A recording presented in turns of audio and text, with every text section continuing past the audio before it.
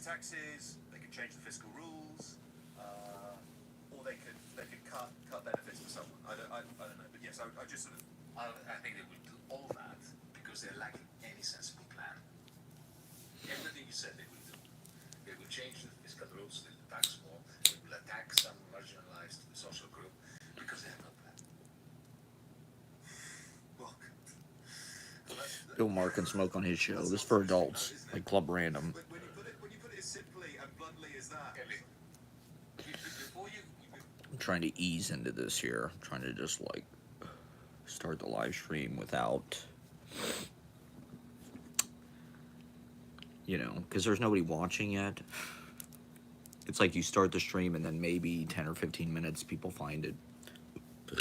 It'll send them an alert. Maybe they'll tune in. So I want to kind of just start with like a holding pattern, period.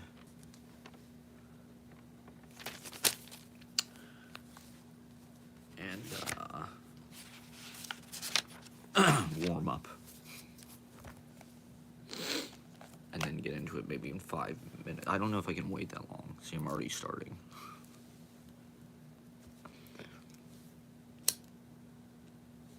Now I've got this green screen thing, so I can just change the pictures, you know, sort of at will. Let's see what we got here. Oh, this is my new book cover here. Maybe I'll do it in front of that. There's this 2D cafe. I don't know if people have seen that on, I think it's on 2nd Avenue. It's kind of like the whole cafe is like this, like white and black outline style. Sort of like an uncolored in comic book or something. Okay, so there's just tons and tons and tons to talk about, everybody. I mean, obviously our country is being put into an even greater depression, the greatest depression, the most beautiful depression. It's hot, smooly, all over again, everybody. Anyone, Bueller, tariffs, the hot, smooly tariffs. It's literally just like the Great Depression all over again, where it's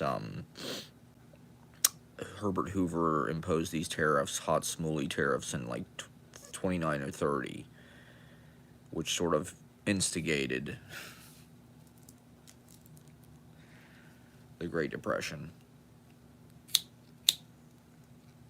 So we've got, you know, that was everybody's big issue with the election was, oh, everything's too expensive, this inflation's too far out of control. So let's put 100% tariff on Chinese goods. So literally everything we buy is going to double in price. Not just eggs. Every goddamn thing. It's all cheap Chinese crap. You know, this is just like the Trump narrative. I guess it's a Rust Belt narrative. You know, these people are living in the fucking past. Like, these jobs are not, we don't want these jobs. You know, it's not like a factory job. The only thing that was good about it was that it sustained and provided like a good living. Because of unions. It wasn't the job. The job was a fucking nightmare. Being on an assembly line but the union made it humane. Because it was like you only had to work 40 hours and you got overtime and you got benefits and this, and they can't fire you and this and that. But the unions were really only possible because they needed those workers. You know, they needed those workers to put the cars together to assemble this shit on the assembly lines. That's not really the case anymore. Even in China, I heard like these factories where they make iPhones, there's not even that many workers. It's like they literally have like 4 people in the whole fucking factory who are just like supervising a bunch of machines, a bunch of AI and fucking robots and shit.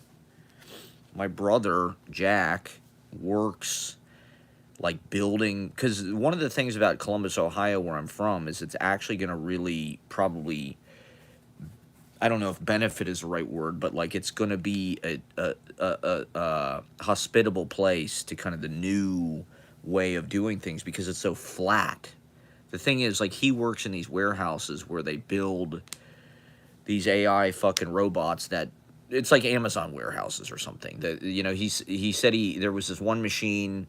I think he said they originally developed it for the post office, but it can literally sort any object under 5 pounds or something. Like, it can figure out what it is. And so the reason why they're building all these fucking factories in Ohio, Columbus, Ohio, is because they need a flat surface for these fucking machines to roll on, right? And so it's cheaper to just do it in Ohio, where it's like this plain, landlocked. They don't have to level the terrain or anything to fucking accommodate these kind of AI. Welcome everybody. Yeah, keep pouring in. I've got 5 people. That's like huge. I'm rotating the. We're doing our Val Kilmer tribute broadcast here, so we're rotating our backdrops. I guess I could have done this horizontal, but so it's like, yeah, maybe, possibly these fucking jobs, you know, I don't think the jobs are going to come back. The jobs are going to be done, everybody can see this, right? Everybody can see these fucking jobs are going to be done by robots, they're going to be AI. And so the tariffs are sort of fighting this war that, like, is over, right? Like, these Rust Belt kind of people, and it's understandable, right? Because that was the beginning of the end of the middle class and the working class in this country, was when they started outsourcing and shipping the jobs overseas with NAFTA and globalization and neoliberalism. But the idea was that those jobs were like shitty, and people were going to get college educations, and they were going to move, you know, Americans were going to move into like white collar, more kind of like office jobs and shit like that. We weren't going to have to do that anymore. We were all going to become info fucking economy people, or work in offices, or whatever the hell it was. Oh my god, I got 6 people. This is too much pressure. So come see me at Pete's Candy Store on Thursday, 11 p.m. I'm taping my special. It's an improvised special. It's gonna be just like this, live, for all my live stream fucking diehard fans out there. It's gonna be like Doug Stanhope, except I don't know, not gross and middle-aged, alcoholic. I went to Pete's Saturday to see I Feel Tractor, and just kind of, I haven't been there in a while. Just kind of check out, because I was originally gonna do like a music thing. I've been kind of doing music, but I don't have a guitar. I literally do not have a reliable guitar. And to be honest, I don't know. I mean, the vibe shift has been so severe. And this is what I want to do on stage. You know, I want to just get on stage and talk. And so, fuck it. Why not? You know, I booked this gig,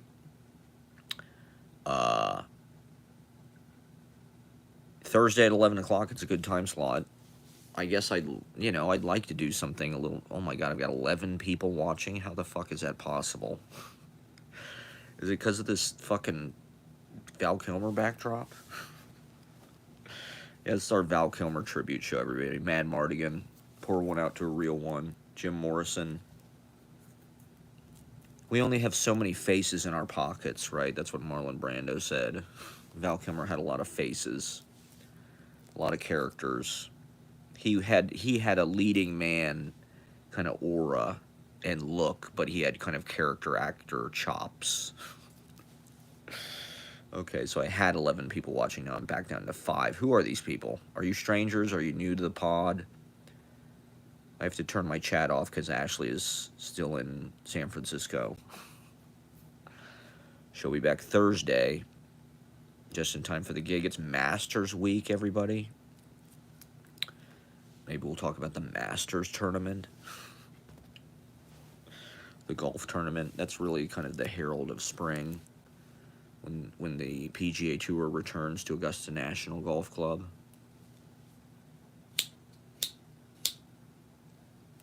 So this is our overture. We're just going over a list of possible subjects of conversation, but obviously these tariffs are gonna. Oh, you can't even see it. This is my new book, Casbah Dogger Rail. I think I've got my mirror on backwards or something. That's pretty trippy, right? That's like fucking T1000 shit. My book actually does this. It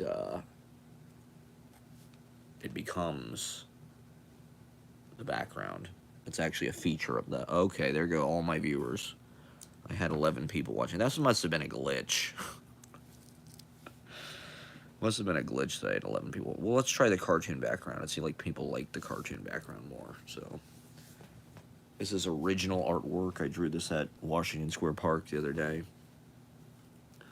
I'm usually too lazy to create a book cover or a flyer or anything, but the book is not really complete until you got that wraparound cover there.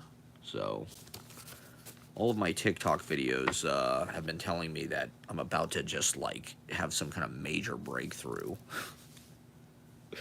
It's so sad, the way that TikTok manipulates you.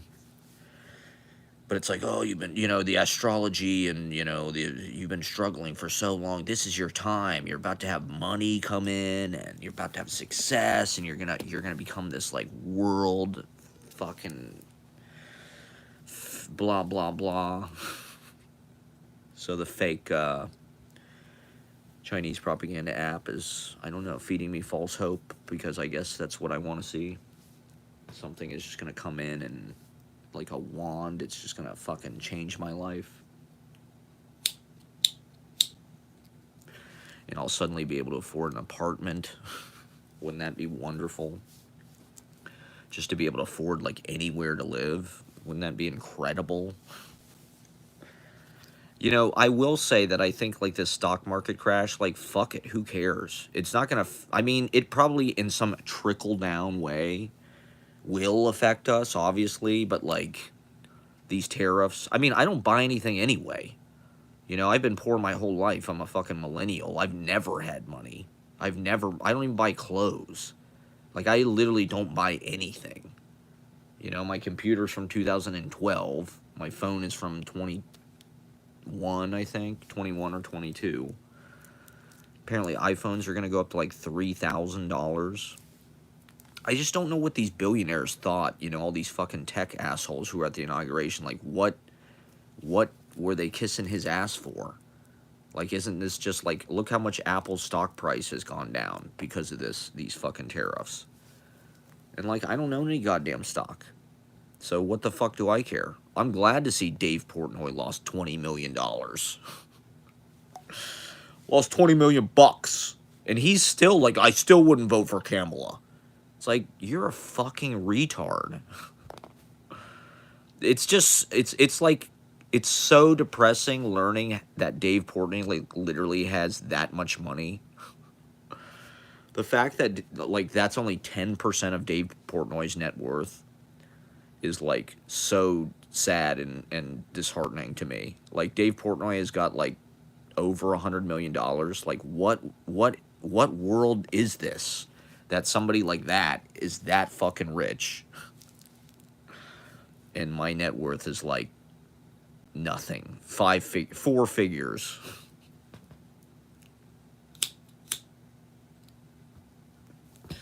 Dave Portnoy lost $20 million bucks. If I knew Dave Portnoy was going to lose $20 million, I would have voted for Trump.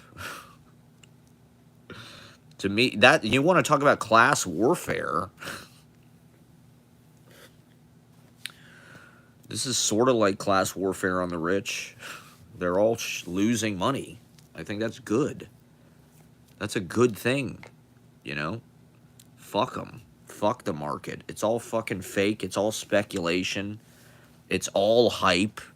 It's all people like Dave Portnoy who are just, like, obsessed with that. This is why, like, 90% of, like, the Harvard graduating class, like, goes into finance.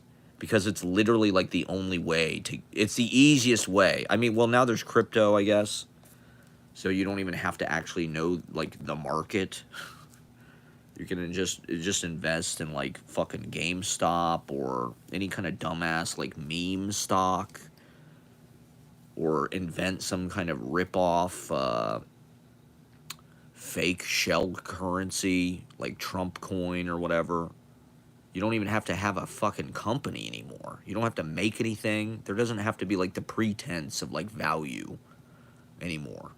They've kind of perfected the art of financial bullshitting. Creating money. What did Jesus call it? The money lenders. Usury. Is that what do they use that word in the Bible? You know, Jesus flipped the fucking tables on all the money lenders. That's the people that run our fucking society now. You know, those are the people that own everything. And that's why the cost of everything. It's because everything is so fucking hyper financialized, and all of the wealth that's created is appropriated by the stock market.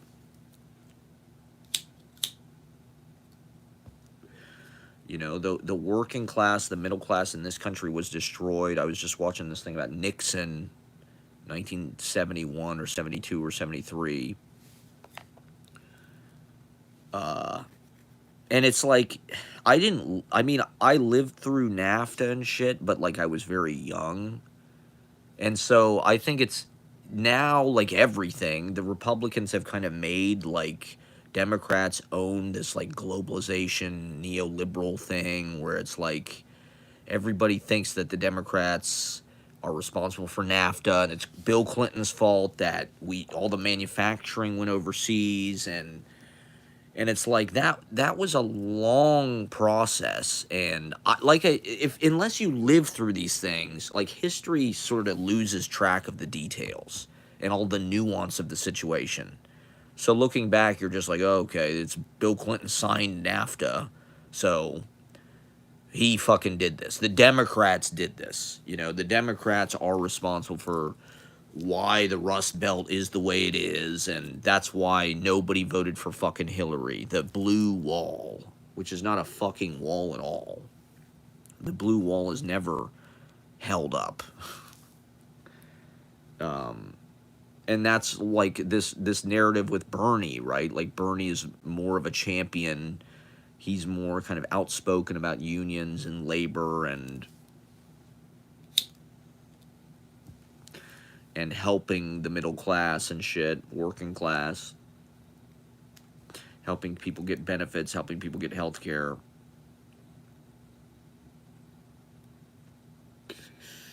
Whereas, you know, Hillary is just like an elitist globalist. She sent our fucking good, you know, assembly line jobs over to China.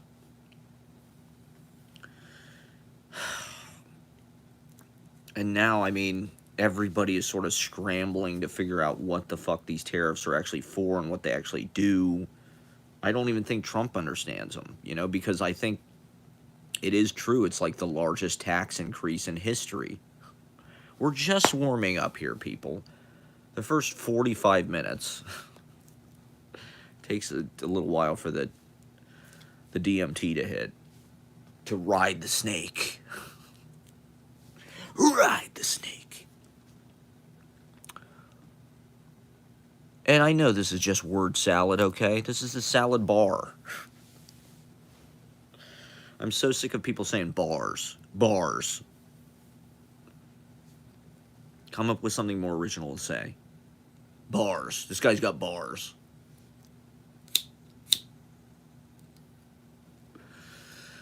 Salad bars, everybody. Here's your word salad. My viewer numbers are fluctuating like the goddamn stock market. It's amazing. There's probably, what, 1 billion people watching YouTube? Like, it's kind of a global thing, right? And yet, I can't get more than 3 people to watch.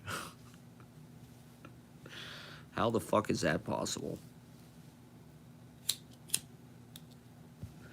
Like, YouTube, just feed me somebody. Somebody, you know, somebody will watch this. So, yeah, this is the front cover of Well, you can't even see. There it is. It's a picture within a picture there. How trippy is that?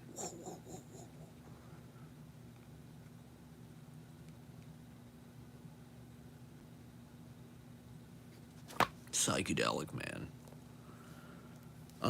So I don't know. I mean,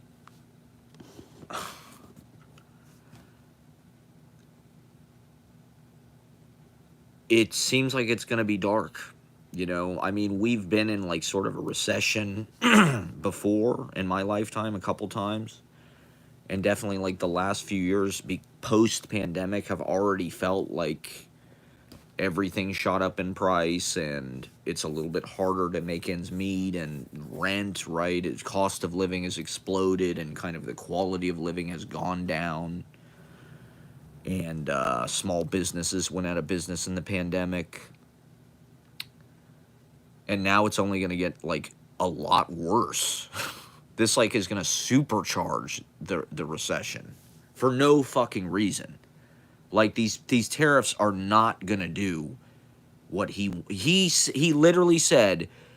There's a theory that if you raise the tariffs a lot, then they will move the factories here faster. You know, the ostensibly the point of this is to get them to move the factories here.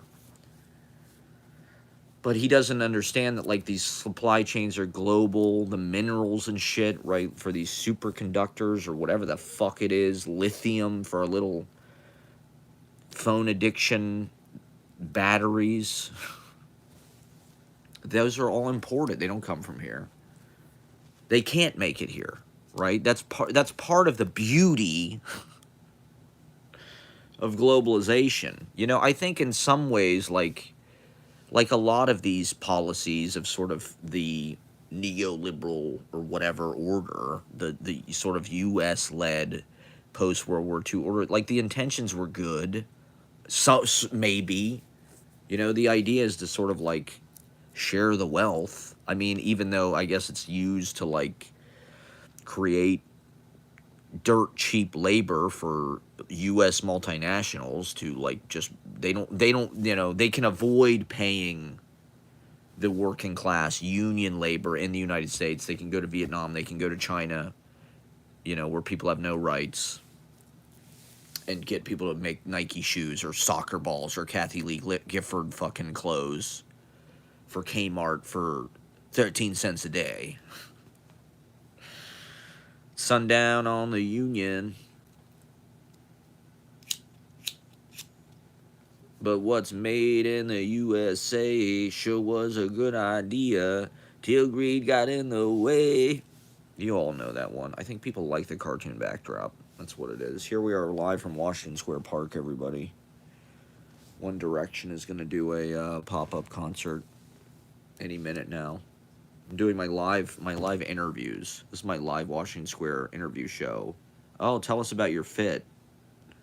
Wow, we love your baggy Gen Z style. Tell us, you know, you're cool. You're 19. You're of Gen Z. You're automatically better than us and cool and kind of the cultural obsession of the moment.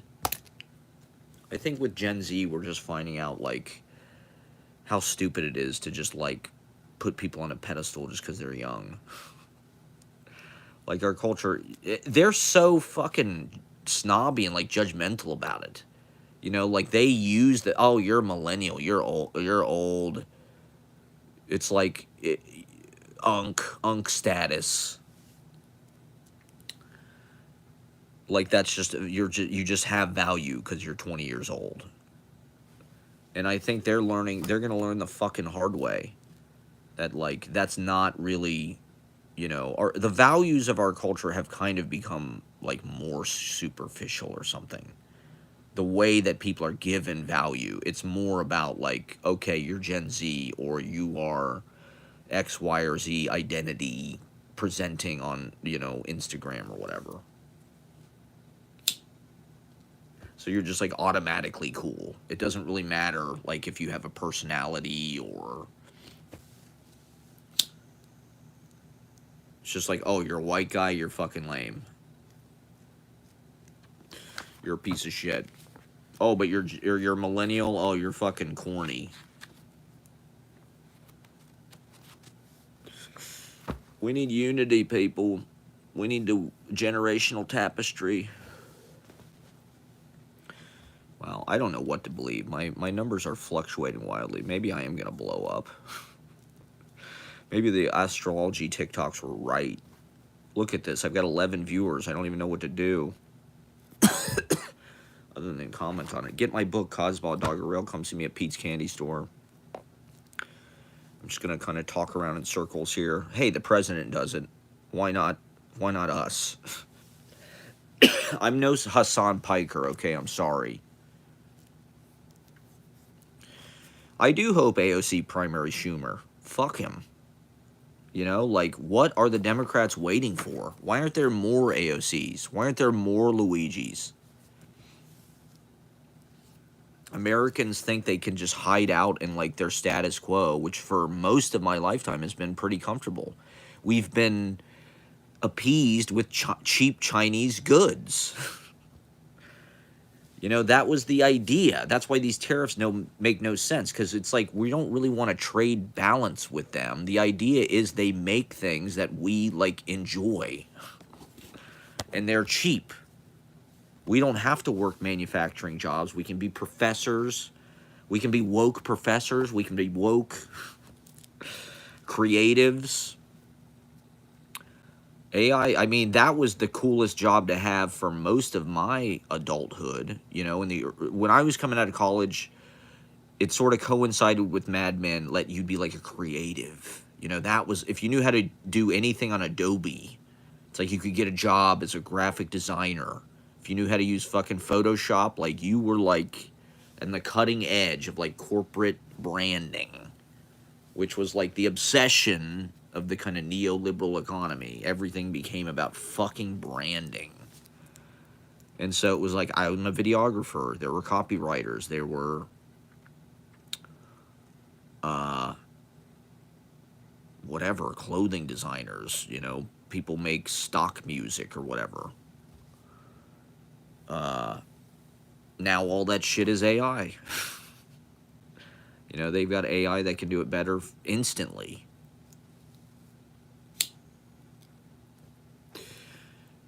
Those were like white-collar, like, email jobs, sort of. They were computer jobs. They were not like physical labor that's going to fuck up your body, like construction or assembly line shit. All right, Charlemagne Santos, thank you for subscribing. Get in the super chat, everybody. Throw your credit card number into the super chat. Daddy needs a new pair of everything in the oncoming Trump-pression. But hey, isn't that Shane Gillis fucking imitation so funny? Isn't James Austin Johnson just so fucking funny? Hey, we're gonna do it. We're gonna have a great 4 years, maybe 8. We're trapped with this asshole. I mean, even the Republicans are kind of turning on him at this point. There was this guy, who do I need to choke? Whose throat do I need to choke? Somebody's going to be responsible for this. It's like, yeah, we know who the fuck is responsible. Even Elon Musk is like, the dude is just he's just so, like, not subtle. His thing is he wants to create a like a tariff-free zone between the United States and Europe. So basically like the white countries. And the traditional West, you know, his customers, a lot of it, or his former customers, you know, it's going to cost him a shitload of money, probably. Or they'll just pass it on to us, I guess. But it's like, yeah, he basically wants a tariff-free zone between all, like, the white people. The Western, you know, it's like, on the one hand, they want to break up this fucking, you know, access, or the allies, Europe and the United States kind of led democracy, whatever. But on the other hand, it's like that is the source of their fucking power in a way. You know, like, this is only going to make China more powerful. People are just going to stop trading with us. They're going to stop using the dollar as the reserve currency, right? the idea is the dollar is so strong we don't need to make things because people want us to buy their products, so because they trade in US dollars because they're so valuable. So yeah, this might make, you know, manufacturing come back to the United States supposedly, but it's going to make the dollar like worthless. So it's like, yeah, you might make money, but like right now our buying power was disproportionately higher, and so that's probably going to go away. And China will fill that place. In the BRICS countries, right? That's all I've been hearing about that for the last couple of years, the BRICS countries. They've been talking about getting off the dollar for a few years. And so I think this is, you know, Trump, this is why it's bad if and because he's a Russian operative. Because, like, that could be his whole agenda, is to just destroy this fucking country. He's doing a pretty good job. You know, if they want to turn the United States into a third world country where people will work for slave labor wages because they have to, this is how they do it. They devalue the currency. They make everything super fucking expensive.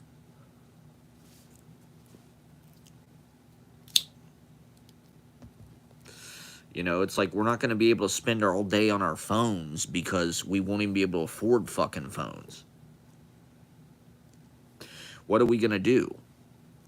You know, we have moved into this more kind of like email job based thing with like tech, right? Like the United States, that was another thing of like millennial generation, is like there was these tech jobs. If you were lucky, Silicon Valley was like a fucking gold rush. You know, Zuckerberg, all these assholes, Tom from MySpace. You know, those were like the real winners of our generation. Those were the, you know, the cultural manipulators and the people who kind of like decided what we saw. And they've consolidated that industry under less and less people because now they can just get AI to do it, right? They can just get AI to write the code and every you know, they want to get rid of the human factor basically. So they have more power, they get more lion's share of the wealth. And so what are we going to do for the rest of our lives as creatives, as Adobe Photoshop, Premiere? I mean, I guess video is as big as it ever has been. You know, now it's like there's a lot of places that do live video and have a YouTube and need content.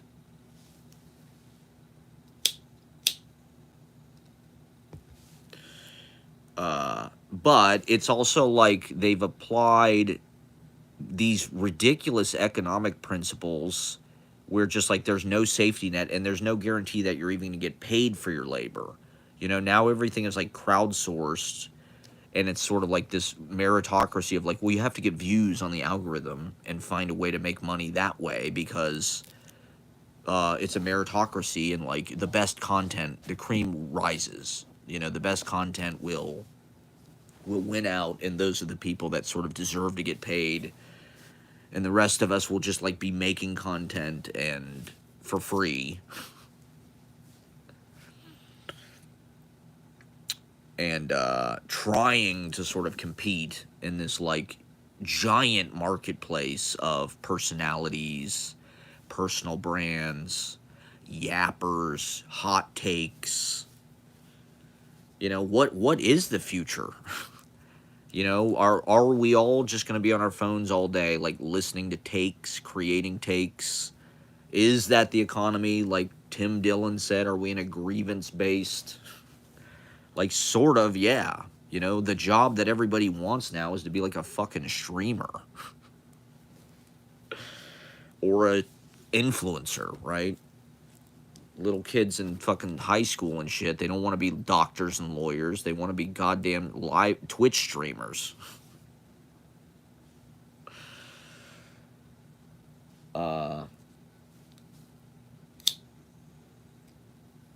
which is not necessarily a bad thing, but how do we sustain that, right? How do we...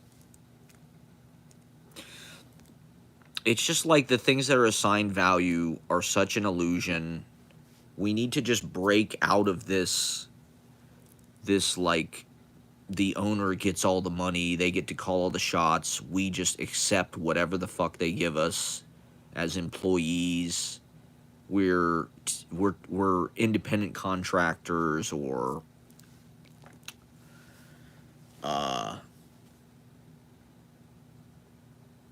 we're precarious at best. They have no obligation to us. We're freelance. It's not sustainable. Like, when you're part of that precarious class, it's like a health problem can spiral out of control because you can't go to the doctor. You don't have insurance because you don't have a full-time employer. And they don't want to employ you because it costs money. It costs money for them to insure you and pay your tax. And they want you full-time, and we could just be, we could be living in this glorious era where, like, AI and robots do the hard work that nobody wants to do, and we could all have, like, these vanity careers, which we already kind of have. It's just like the wealth is not being shared to the point that, they should just monetize everybody's social media and pay people a living wage based on, like, your fucking your content. Because that is, like, the reality that people live in now. Like, granted, there are, like, still things that need to be made. People will do that. People make furniture. Like, if you gave people, like, the agency to build their own homes, they would do it. And there is a lot of red tape and bullshit and government permits and shit you have to get now. And, America isn't just this frontier where you can just homestead or something anymore. Everything is, like, zoned and fucking very overseen and managed and expensive.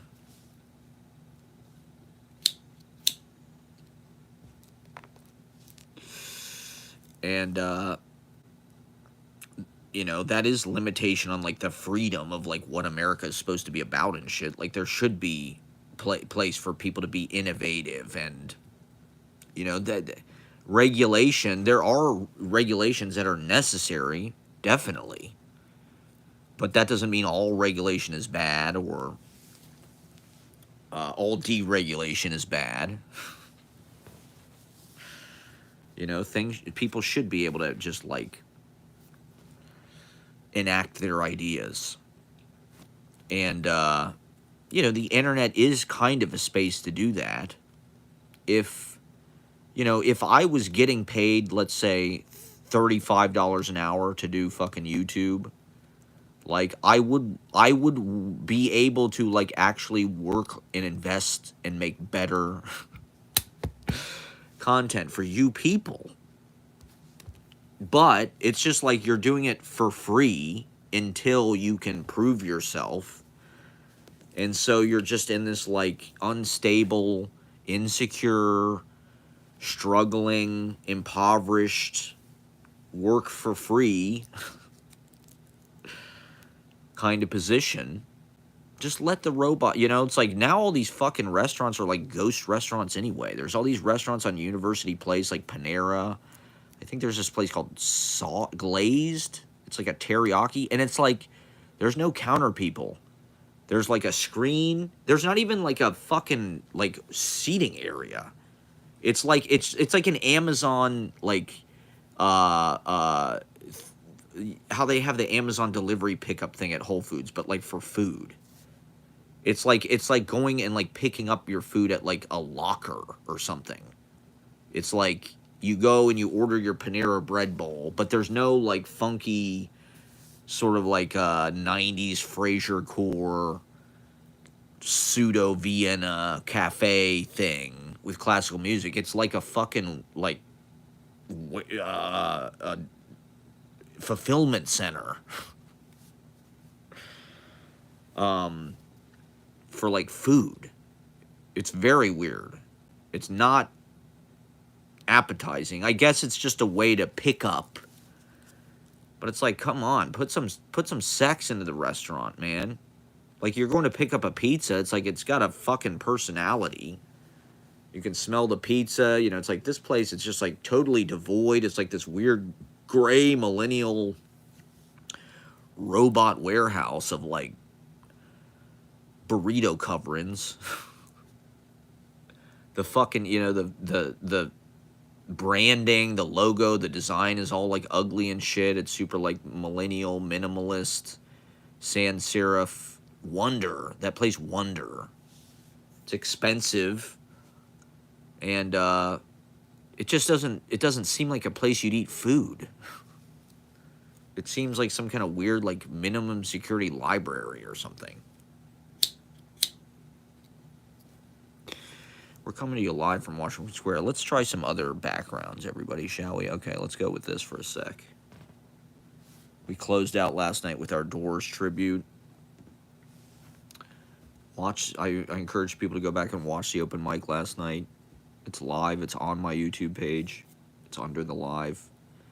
And revisit all of the past open mics. It was a great show. We had some really cool acts. Nikita Mans did this cool clarinet thing. I think that was our first clarinet experience. And I don't know. I'm just kind of having a more fuck it. I'm doing more of what I want to do on stage, which is just yap live. Live yapping, I think, is the future of show business. Live TikTok, right? I mean, I think TikTok and streaming, I think live streaming live. That's the future. Live streaming live. It's like, you don't have to be a fucking comedian with like just, when I say I'm taping my special, like it's kind of a joke about like what these specials are. It's like now anybody can, and I encourage people to do this. Like anybody can film their set and put it on YouTube and call it a special. And why the fuck not? You should film all your goddamn sets and put them on YouTube. It's like the Grateful Dead. We're living in a glorious age of self-bootlegging. If you're open to it. And I think you should be. People should be like, you know, taping, you know, sharing tapes on the underground, you know, tape circuit of YouTube. It's free. I mean, at least they're not charging us for it. Maybe they're not paying. Well, I guess part of my point is like that's what they make money off of. They make money off of our personal data, right? So I'm not saying like that necessarily this has profitability because it's good content. I'm just saying like that's what they're making money off of. They're making money off of our posts, Facebook, Instagram, YouTube. They're making money off of our data. And these streams, our vlogs, all of that shit is like huge, huge, huge sources of data for them. So we are working for them, right? We are already working for Instagram by trying to be influencers, by trying to be streamers. You know, we are already part of... It's not really about that. You know, they don't care about that. YouTube doesn't give a fuck about, like, your vlogs. Like, they are collecting data for AI and God knows what. You know, Google and Alphabet is like the new NSA. You know, they have all of the information about us. They have more information about us probably than the NSA does. And so we should be compensated for that. If that's how they make money, by selling our data... Like, right in Illinois, wasn't there some kind of lawsuit against Facebook where everybody got a fucking check because they were posting? And so I think, you know, that should be the pretense for, like, a universal basic income. Is, like, by volunteering your soul to Zuckerberg and Alphabet, and in the vain attempt to be, in the vain glorious hopes that you'll be some kind of immortal live streamer. Come on, baby, light my fire. They should compensate us. They should pay us a UBI in exchange for us maintaining our brands. I think it's only fair. I think that's like the future of labor. It's fun labor, like trying to be an art, whatever your brand is. If you're cooking, there's tons of shit on YouTube that's hyper successful that's not really artistic, like mukbang or whatever, like unboxing videos.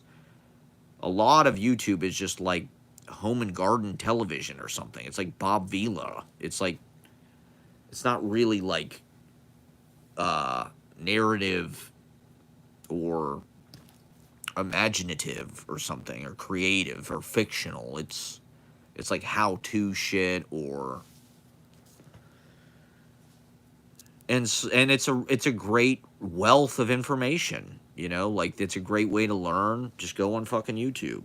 And so, a lot of people are getting paid, right? The winners, the people who are good at it are getting paid to be influencers and to be TikTokers and be hot on Instagram and whatever, take trips internationally and just take hot pictures of themselves and post it. They, hot people should definitely have more. Hot people who can travel should definitely be getting rich for that. On top of that, just for doing that, obviously. While poor people with miserable lives who are not aesthetic should just become even bigger of losers. That's how it's incentivized, people. This is my Cory Booker. At least he did. You don't want to talk about yap. Jesus Christ. I think yapping is the form of the age. We are like in the golden era of yapping and just kind of improvised spiels. I was reading this book about East Village cultural history, the Jewish Rialto. They said they had these, they didn't call them the comedians. I forget, but they just said they had people who went up on stage and did sort of like humorous spiels. I was like, that's live streaming. That's, not everything is like some perfectly crafted Colin Jost fucking joke. I think we're in an era that's inviting long experimentation and playing word jazz. That's what these streams are. They're improvised like long saxophone explorations to find out, to compose on the fly, and to find out. There's just too much. There's so many fucking issues. I've got issues. My issues have tissues. Whatever that good old Peter Glissman chestnut is. Look, so Cory Booker is, all he did was a live stream. I wasn't impressed. I've done 25-hour live streams before. It's not a big deal. I mean, at least somebody's doing something, goddammit. That's all we can do. I mean, this was like the best the Democrats can do as far as like a meme goes. Okay, apparently people don't like the Cory Booker. I've only got 2 viewers. It's interesting to see what people respond to what backdrops. They like the drawn one. Maybe I'll do more drawings. Maybe that'll be my new thing, is I'll have drawings in the background. I'll be a human cartoon.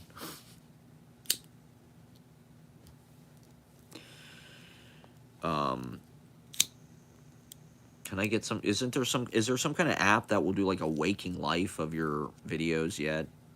I've got to imagine AI is like able to do that by now. Like rotoscoping with like cool animation styles. Now all those waking life animators are out of a job. Who's going to, okay, I'm going to change from Cory Booker. People don't like Cory Booker. Let's go with this one for now. We're just cycling through, okay? Is this all copyright? I don't know. Are we going to get copyright sniped for using John Carpenter's IP. I don't know. But it's worth it. Man, how did I go from fucking... Okay, here we go. I had 11 people watching. Maybe I will go back to the fucking hand-drawn shit.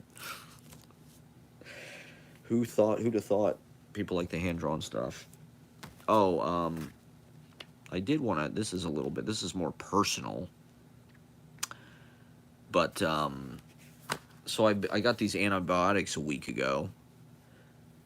Through an online fucking doctor's appointment. It was a miracle. Fuck real doctors. Just give me the drugs.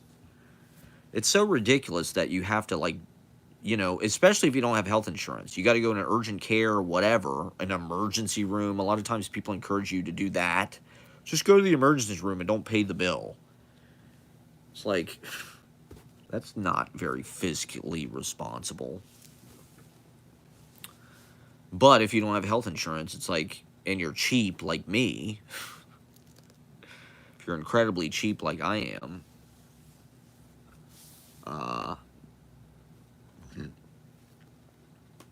your health crises just linger and get worse.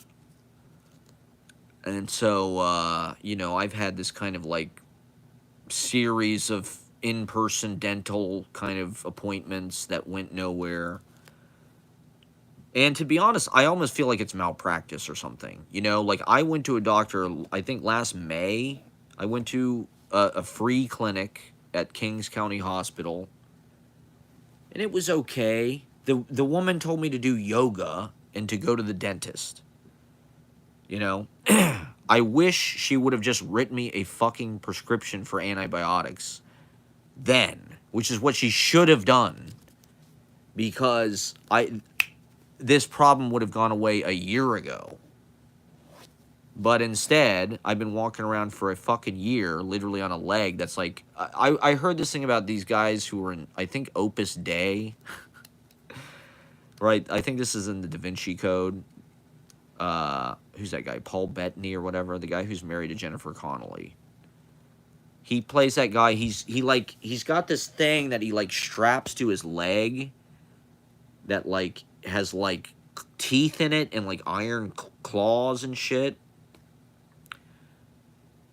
And it's like a, you know, it's like a kind of a belt that you, like, cinch.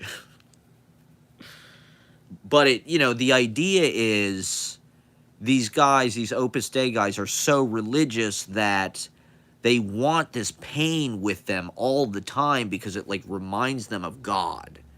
God is always with them because they have this literal self-flag, you know, these are the same guys that, like, self-flagellate and shit. The Catholic Church is full of these kind of ideas, these kind of glamorizing martyrdom, and glamorizing kind of physical pain, like the Passion of the Christ. You know, it's like this torture porn where Jesus is just, like, beaten to death and pierced with a sword and fucking crucified and crown of, you know, it's just, it's vivid how, like, the sadism of the punishment. And, you know, Catholicism is full of this stuff. People getting shot full of arrows and burned at the stake and, you know, tortured to death. There's a lot of that. And so I don't necessarily know that I'm a masochist, but this stuff feels, like, ingrained in me to the point that, like, I don't know. I mean, particularly when I started doing, like, Holy Smokes, I had this pain in my side for, like, years. And in a weird way, the pain in my side kind of, that's how it felt to me. It felt like it kind of grounded, or, like, it felt like no matter what happened in my life, it was always going to be kind of shitty because my body had this kind of mysterious pain that wouldn't go away and was sort of inexplicable. Doctors couldn't help me, blah, blah, blah. But at the same time, I think it gave me, like, some kind of, like, I don't know. It's like your art becomes, like, more involved with prayer or something. You're communicating more with, like, because, like, I don't know, it creates this, like, humility or something. Like I said, it's like, you have this kind of leveling factor of this, like, this discomfort. And it's beyond discomfort. I mean, it's pain. But at the same time, that it also feels like it's getting you in touch with some higher I mean, that's probably very misguided, but it feels like it's getting you in touch with some higher purpose. Or it's like God sent me this pain. What is the meaning of this? Why do I feel this way? What is the pain trying to teach me? You know, it taught me a lot about, you know, what I'm eating, stress, you know, how to be in touch with your body. It's like when you're scanning, right? This is like a thing you do in meditation. You do like a physical body scan where you just kind of send your awareness, you know, through your whole body, one little part at a time, and you just kind of check in with your knee or whatever, your foot, your toe, your tibia, whatever it is. You know, with a body scan, the idea is you're supposed to just like send your awareness. And I think by doing that, I became aware of like pain that I had gotten because of all the food I was eating and all the stress of what, you know, of life in this goddamn country. Okay, people don't like this backdrop either. How about Shatner Star Trek movie memories? Maybe I'm getting blocked because it's like copyrighted or something. Let's just try something.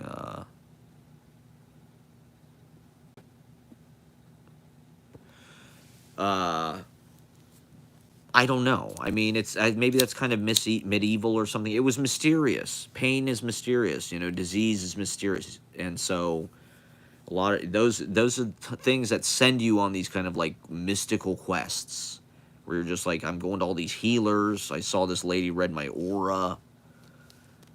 You know, I went to gastroenterologists. I went to neurologists. Went to regular doctors. Got X-rays. I got a CAT scan. They drew blood. And and the only thing that helped was fixing my diet. I think that the problem was because of my teeth, to be honest. Because I do think we're allergic and our food is full of horrible shit that does like poison us and give us IBS and all of these gastrointestinal systems that millennials have. Because they fed us like steroided up chemical fucking you know, pesticide laden food. And but I also think that like my nerve problems were kind of like because my teeth have not, because I've never had dental insurance, you know, since I was like 24 or whatever. And so, you know, I haven't really seen a dentist for like 20 fucking years. That's like bourgeois.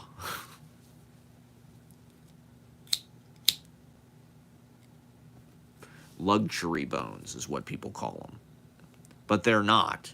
Particularly with the diet in this fucking country, which is like all sugar and alcohol and caffeine and soda pop, corn syrup. It's almost like it's designed to fuck your teeth up, to be honest. And I'm not unconvinced that it isn't. I think that it is, to be honest. I think they want to like mass produce pain and suffering. RGO or Reynolds Nabisco. You know, it sucks that it's just a caveat of this world that all this shit that feels good like kills you and is bad for you. So in a certain way, you can't really blame the cigarette companies or the snack food companies or the beer companies. You know, like, why is alcohol so fucking bad for you? And yet, it's like one of the few things that makes us feel good. Thanks a lot, God. Why couldn't you make alcohol like vegetables? Why couldn't you make Smirnoff Ice like fucking green juice fasting? And make kale like, you know, have 500 calories. Why doesn't kale, like, you know, have the fucking nutritional value of, like, a corn dog? And vice versa. Okay, so nobody is liking my backgrounds. I don't care. It's just more fucking, maybe it will take, because remember when I would do the TV in the background, it would like, oh, I can add more. Okay, let me see if I have any other drawings here. Oh shit, no I can't, never mind.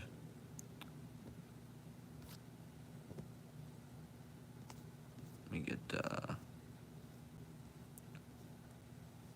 here we go, this is what we need right here.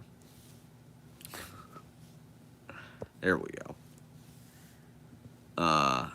Killing of a Chinese book anyone. Yeah, so anyway, I just, you know, I was talking to Bathtub Nebula at the fucking open mic last week, and he's like, it sounds like you need antibiotics. And so I went on fucking Google and did a little self-diagnosis, because that's all, you know, that's all medicine is now. It's Google searching your symptoms and getting an AI doctor to, apparently they're better than real doctors. But in any case, I had a video doctor with Medicaid. He prescribed me the shit. I went to CVS the next day. It was all free. They never even showed me a fucking bill. And I mean, I don't feel like 100% better, but like I definitely feel way better than I did. And that's all I really want. You know, I'm not really convinced a root canal. Like, I see all these stories online about people that have root canals that, like, didn't work or this or that. It's like, it seems like kind of a crapshoot. And so, why not just try to deal with, you know, if I can take an antibiotic and make the fucking problem go away, why the hell not? Rather than having some fucking sadist with a drill, you know, screw into my fucking bones.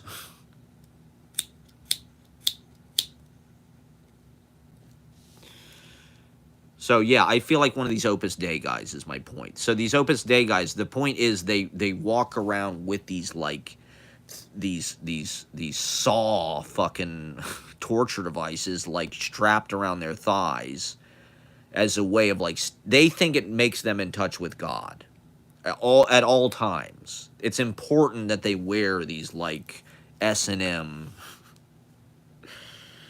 like kink harnesses, because that's what God is into. God's into, like, you know,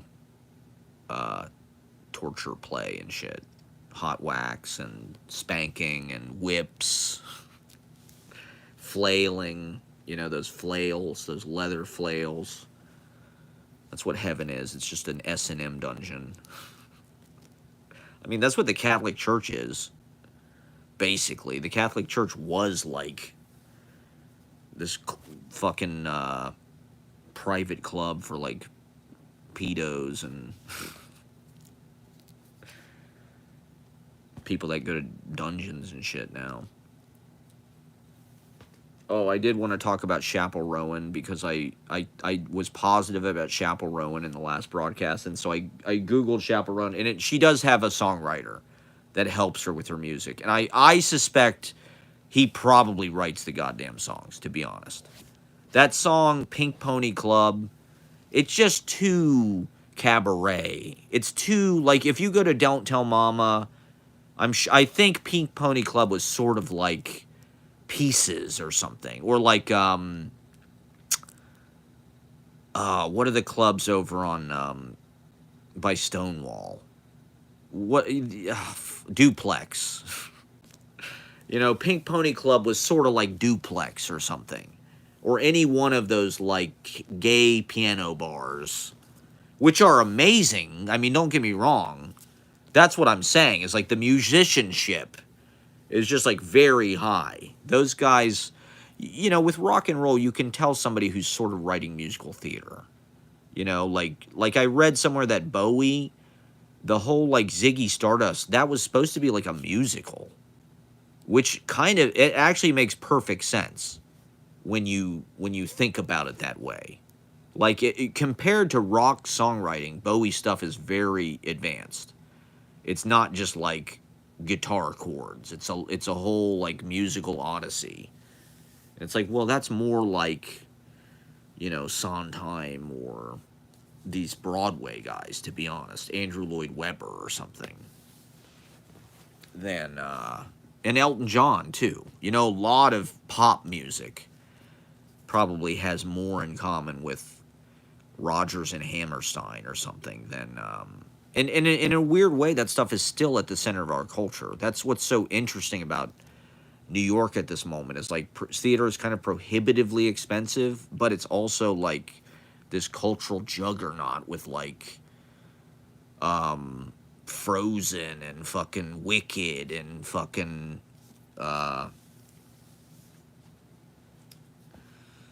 these crazy kind of like vocal gymnastic. Oh, I forget, maybe it was Saturday. I was sitting smoking out front of Orso, as you do, and all these people come out of Joe Allen, which is right next door. I'm sitting on the stoop, and they come out like, past the stoop.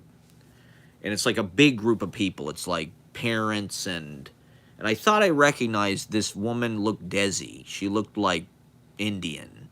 And I thought I recognized her. I'm like, she looks familiar. And then this guy comes out, and it's one of the Jonas brothers. Is it Stephen Jonas? Is that one of them? There's Joe Jonas, and then there's two other ones who I don't really know what their names are. Sam or Bo, Harry Styles Jonas. I don't know what their fucking names are. I'm sorry, I don't know what the Jonas brothers' names are. I apologize. But he looked over his shoulder. He was wearing like a knit cap. He's on Broadway right now. He's in the last 5 years on Broadway.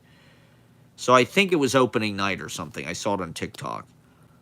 And I think he was having like his post-opening night show meal at Joe Allen.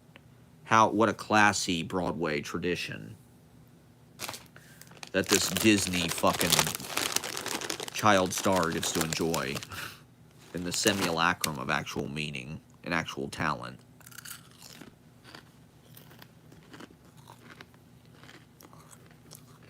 And they all got into this big party bus looking thing. There was like this giant, like armored fucking, it looked like an airport shuttle, but like, private. It looked like something, but very high end. It wasn't, it kind of looked like something you'd have like a bachelorette party. But it was very like high end version of that. And I think, so he's married to Priyanka Chopra, right? Or I think that's her name. He's married to this Indian, I don't know if she's an actress or what the hell she does. She's famous. So yeah, that was my most recent touch with greatness. Seeing one of the fucking Jonas brothers. He looked at me kind of, because I was like over his shoulder. So I think he was just like afraid. He didn't know if I was some kind of fucking psychotic. I mean, would it really be that good to be famous, to be honest?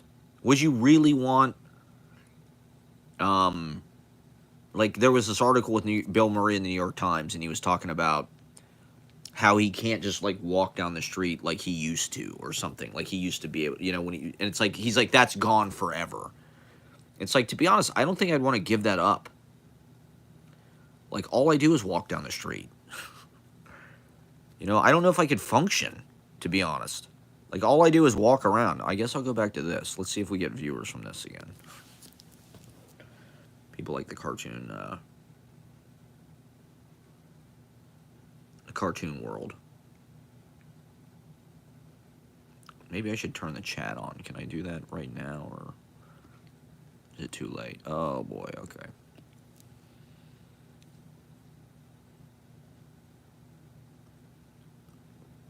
So yeah, I feel like in some weird way I've been like, just like living in the pain for the last year, because it just felt like, I don't know. I didn't really know how to get out of it. Everything I read online basically was like, if you have a tooth infection, you have to get it drilled out, or it's like, forget it. It's not gonna, it'll just come back. And that's true, but you know, it's not like I can just go in. It's very difficult to go from, you know, I haven't even visited a doctor in like almost a decade. And so to go from that to just like getting my health insurance back, re-navigating, it wouldn't have taken that long, but, you know, I've been caught in this fucking vicious cycle. Like I think we all have, you know, for the last year. It's just felt like we've been in a fucking spin cycle.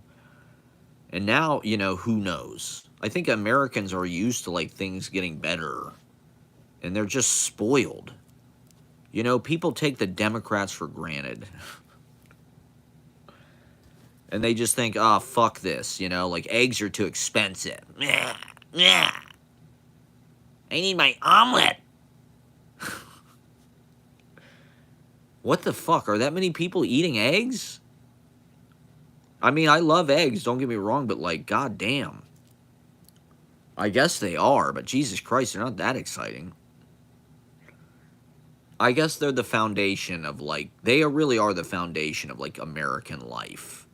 You know, like, you need, because it's the first meal, it's protein, it's not really like you're not, you know, it's sort of like eating a miscarriage or something, or but it's sort, you know, it's kind of a perfect food. I mean, eggs are one of the like best foods where it's like it's healthy protein. You know, the yolk is fatty, but it's, you know, the fat is not necessarily a bad thing. It's kind of what makes it exciting and tasty good. I am getting more viewers because of the fucking cartoon backdrop.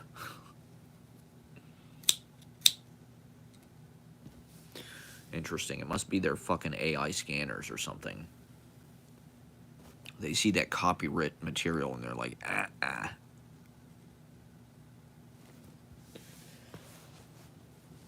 So I'll probably do 2 hours for everybody. Scat singing. Spieling. So yeah, it's National Poetry Month. Last night I did a poetry lecture. You know, I'm just afraid. It's the thing that I'm most afraid and the thing that I most want to do on stage. And I've wanted to do it for a decade. I don't want to, or 2. You know, I don't really want to be a stand-up comedian. You know, I've sort of, I've come to like have a certain affection for stand-up comedy culture because you know, it's almost like you need to get inoculated in it. You need a little bit of a thick skin. You know, it's like, it's a little bit like getting like your measles vaccine. You know, you need a vaccine before you go into these clubs because it is a culture shock. It's just how mean and like racist and crude everybody is. But I believe in the form. You know, I like the idea, not necessarily of like stand-up comedy, but standing on stage, talking, being entertaining, having like a long-form verbal, like Mark Twain, like Val Kilmer's Mark Twain one-man show.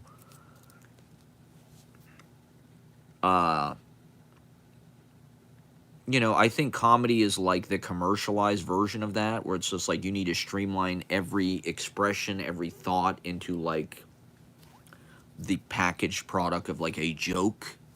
That's sort of like what a joke is. It's like, here's the thing that is like streamlined, it's made neat, it's made appealing,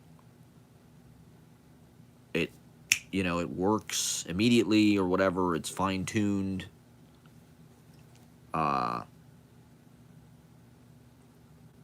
It's not wasting anybody's time, it's value, but it's also kind of like simplified, you know, soundbite, dumbed down. You know, I think that's one reason why comedy's so popular, because we live in a fucking idiocracy. You know, a country that would elect Donald Trump twice Fool me once, shame on me. Fool me twice, you won't fool me again. You know, a country that is stupid enough to elect this guy twice deserves what it gets.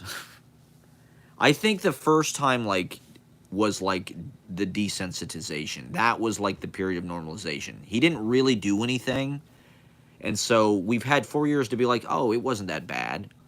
Trump wasn't, you know, people who are Gen Z looking back just thought, oh, it wasn't that bad. It was better.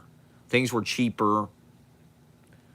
You know, Trump didn't really do anything the first time. Everybody just smacked his hand. Anytime he tried to do anything, it was like, no, don't touch that.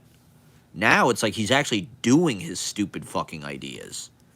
Because people are, they think his first term like went well. Because there wasn't, other than a pandemic that killed 1 million fucking people and a huge financial crash because of it, you know, you couldn't really blame that on him. Even though it was sort of his fault, the way it was mismanaged.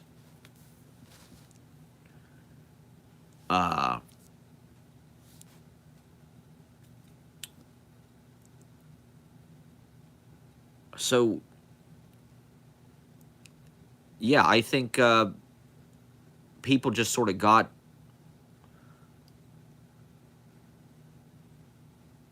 If it was like the first time, he wouldn't be doing anything, you know? But it's not funny. I mean, he's not, like, being funny. People voted for him because they thought he was going to be funny. It's like, have you been laughing? Is Dave Portnoy lost 20 grand laughing? I lost 20 million bucks. Scott Galloway's like, yeah, I lost $10 million. It's like, Jesus Christ. Scott Galloway's got $100 million. How is that guy that rich? I mean, I think he's some, I guess he probably is some financial guy. What is he, a professor of economics or something at NYU? I'm sick of seeing Scott Galloway everywhere, frankly. I don't, like, necessarily dislike the guy, but I don't, like, he's the trusted authority for, like, what is going to speak about masculinity. Like, it's Scott Galloway, huh? He's going to be, like, the new kind of, like, men's movement, whatever leader. Like, no thank you. I guess he's creepy enough that women like him. He's got the Jeffrey Dahmer glasses. He's, like, tall. So, like, you know, woke people can like him, even though he's a white guy. He's tall. He's a professor. That's all they care about. If you're tall, it's like, okay, you're part of intersectionality.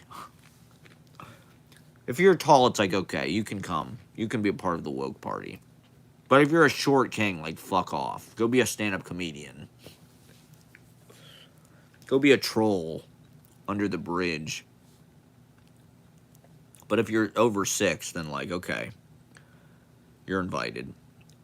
You can come to the fucking queer, whatever, dance party.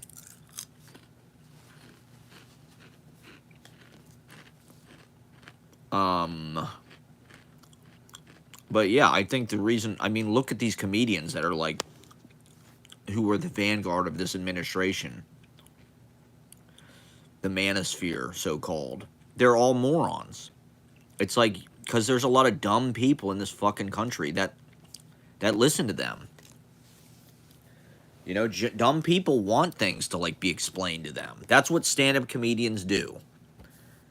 They're dumb, too. That's why they make everything simple and, like, about, like, farts. Because they're dumb. I mean, not all of them. But the ones that aren't dumb are also kind of, like, smarmy and just, like, I don't really want to watch John Oliver. I don't want to watch Seth Meyers. I appreciate Jon Stewart, but I think he really does have, like, an insight into this stuff. It's not really because he's, like, funny. I could take it or leave it. I don't give a fuck about, like, his jokes. You know, like... You know, with stand-up comedy, it's like people want jokes first. They don't want like the thinking matter is like it has to be funny. If you're, this is what Norm said was like the comedian's disease, was thinking that you're like a philosopher and thinking that what you had to say actually matters. That's the comedian's disease, right? As a comedian, you're just supposed to make people laugh. And I get that. I don't necessarily think that's a bad thing. I think the ways that most comedians do it is not funny. Not funny. To quote Mick Jagger. Mulaney is growing on me. I like this Everybody's Live thing, even though I haven't seen it. I think he's copying my form, frankly. Not funny.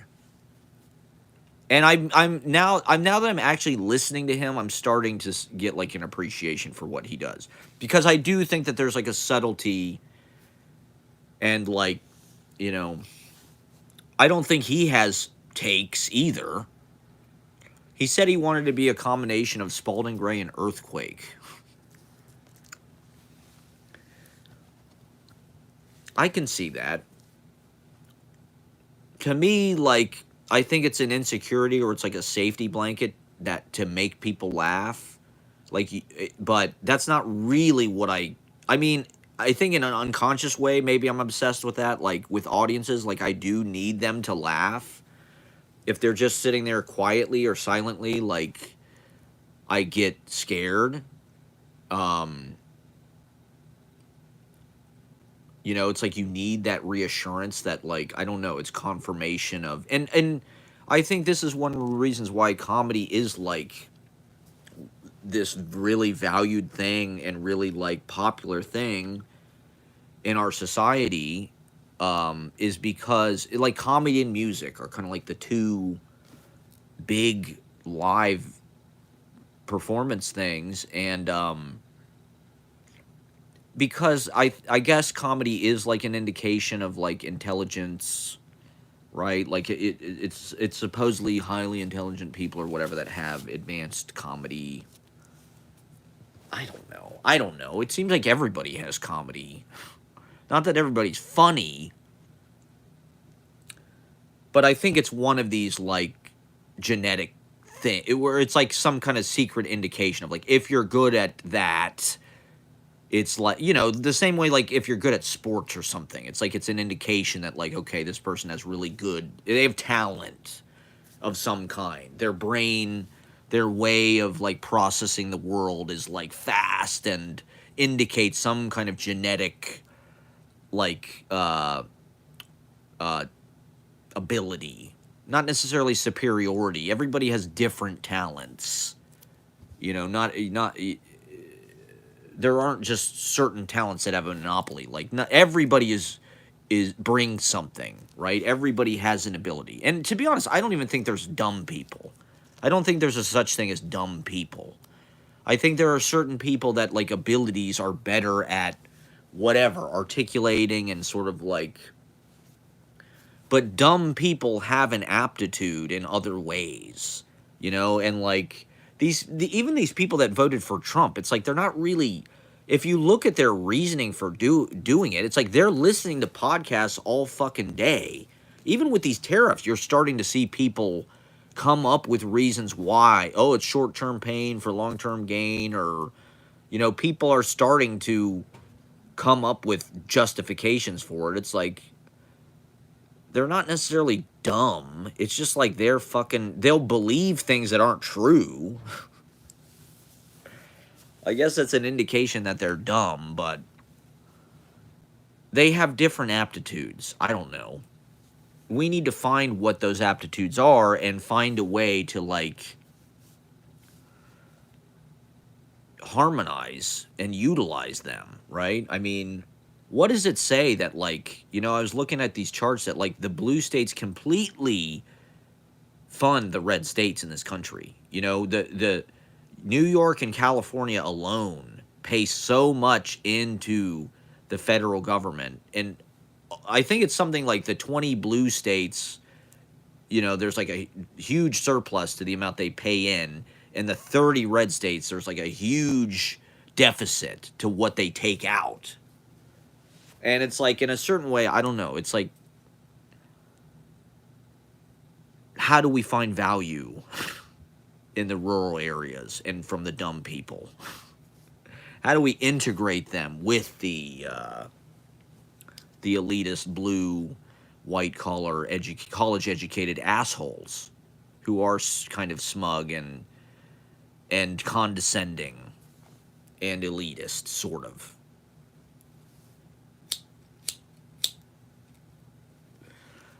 You know, I'm country, people. I'm country. I'm country.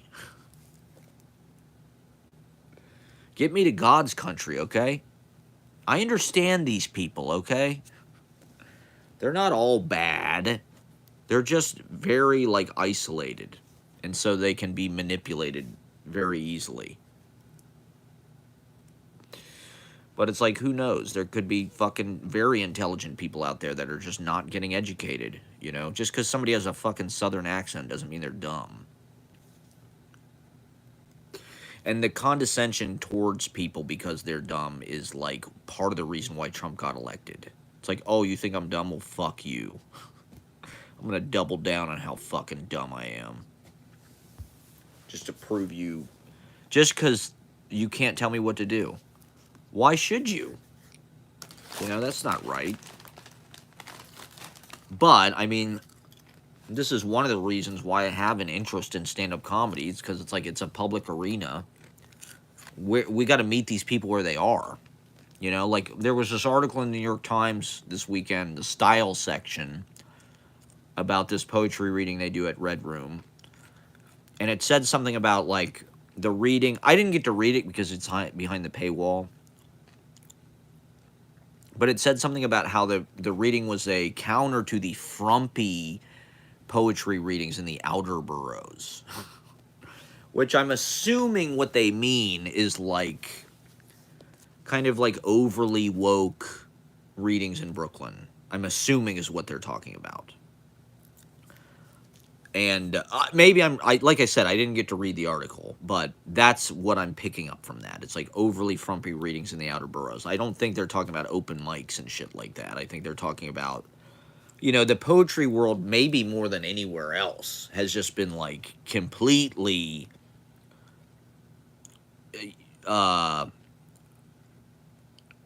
it's like you have to do that. You know, it's completely subsumed. And to the point that it's just like, it's no fun. Everybody's super walking on eggshells and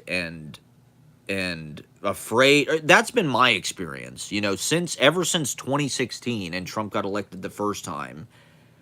You know, it was already, you know, New York City poetry world is already, like, a pretty, like, elitist, difficult place to get traction, because it's like, these are smart fucking people. They don't really give a fuck if you are a part of it or not, because they have their little fiefdom as professors, or they have all the right friends who blurb their book and support them and blah blah blah and sign on for their poetry. And it is like this, you know, club that, like, they don't really give a fuck if you're in it or not, because they're okay with their tenure or their position as the fucking head of this program, or their position as the director of this organization, or they get to do all these readings and travel and go on book tours, and they win big grants, and they're in the fucking New Yorker, whatever the hell it is.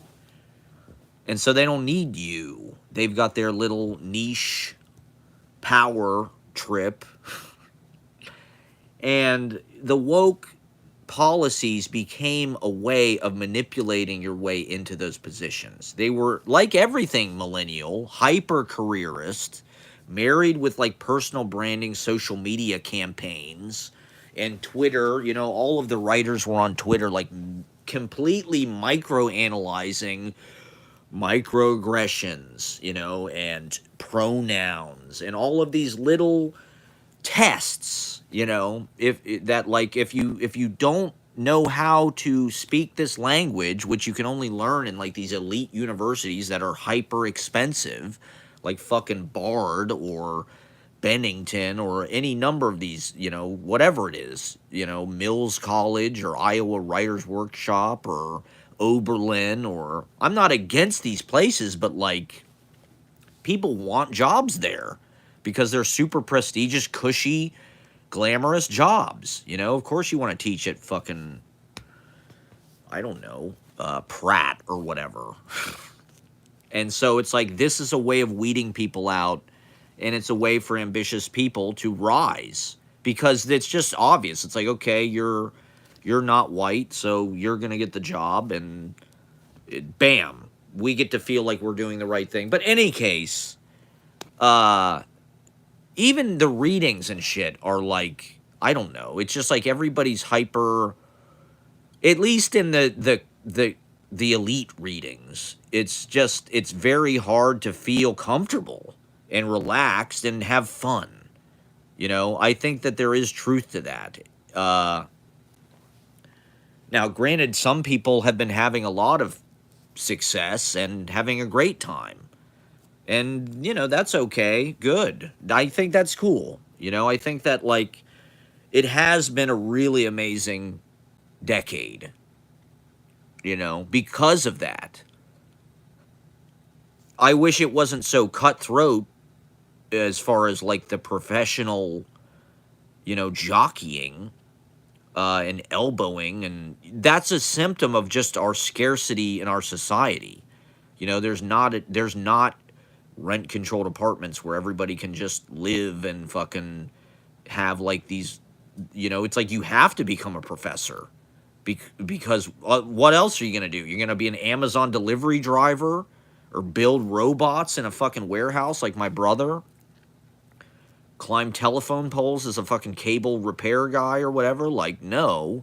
You want to be on a book tour at fucking City Lights and, be going to, Venice for some fucking conference or something.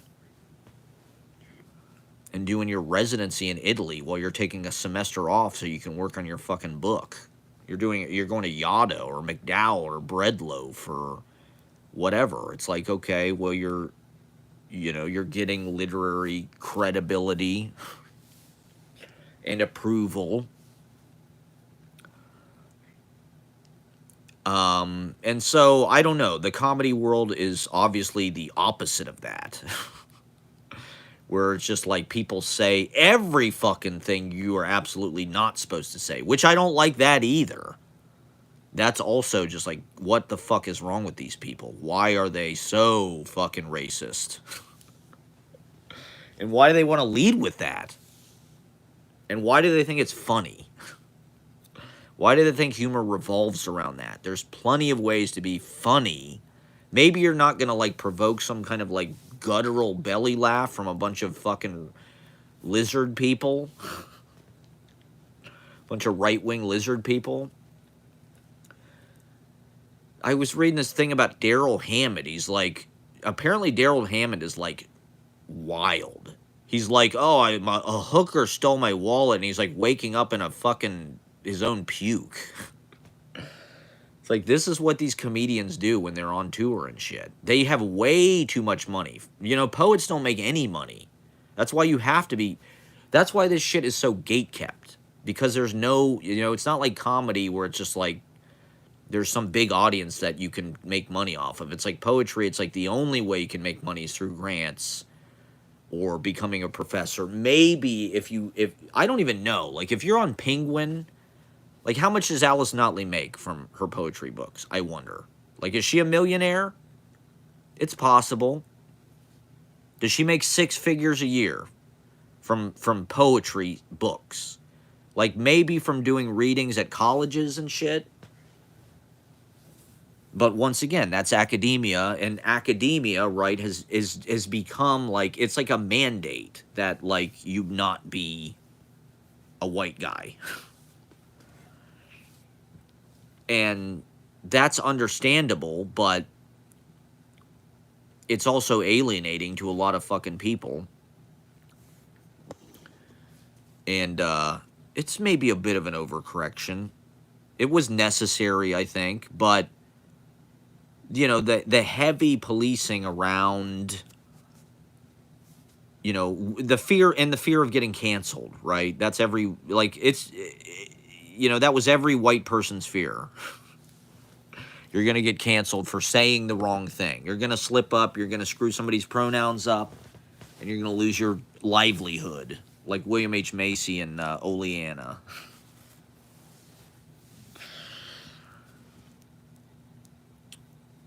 You're going to misgender somebody and, you know, then you're Kevin Spacey.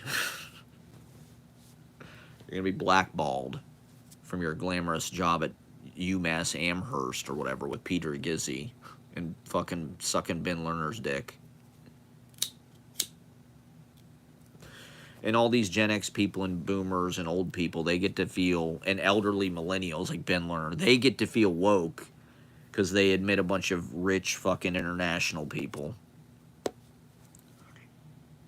who are just, you know, they're just, the extreme leftists are just so fucking like finger waggy and just like condescending and judgmental, and they just are so holier than thou.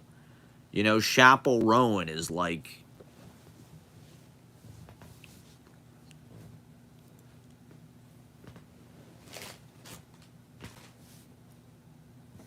I gotta readjust here. And this is, you know, this is why Kamala lost, even though she's a black woman, because it's like the Democrats aren't good enough. They're not perfect. They're letting the Palestinians get killed. And so we can't vote for them. But Trump is fine, you know. It's like you don't vote for people because you agree with every fucking thing, you know? Like, we would, yeah, we'd love to have fucking Bernie utopia, but it's life. You gotta make do with just, like, the fucking, what you've been handed, you know? The cards that you're dealt. And it's just amazing that they managed to convince leftists and, like, woke people that, like, voting for a black woman was, like, not better than not voting at all. Or allowing Trump. Like, they were the same. Like, Trump was going to be better on Palestine. It's like, it became cool to, like, not participate. Like, well, I'm not going to vote because, you know, Gaza. It's like, well, now we are going to be fucking next. You know, we fucked ourselves. It's like,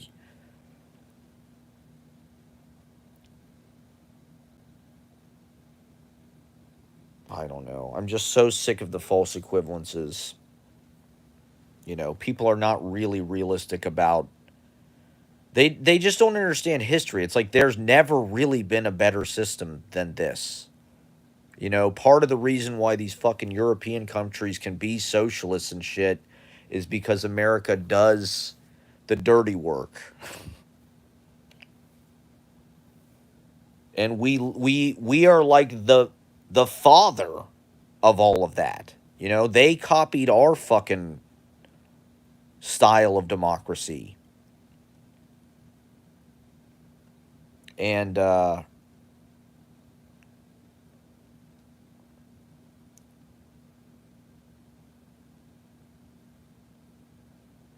you know, America's definitely done bad shit. It's easy to say that. It's easy to fucking say that. I don't know.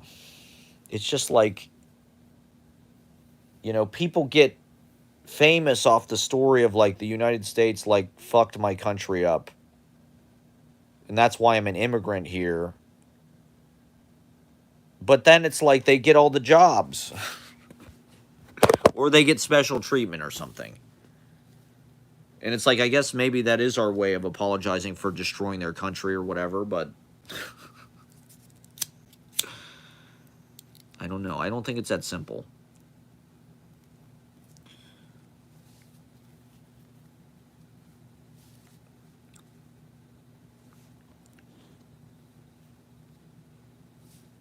You know, it could be a lot. It's gonna be worse. Let's just say that. It's going to be worse now.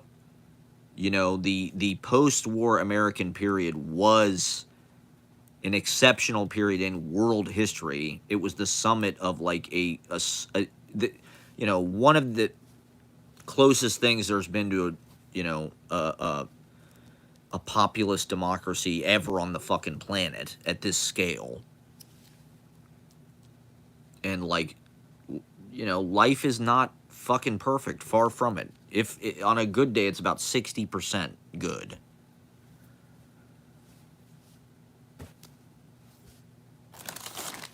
And it's always been that way. There's no reason to think it's ever going to change, to be honest.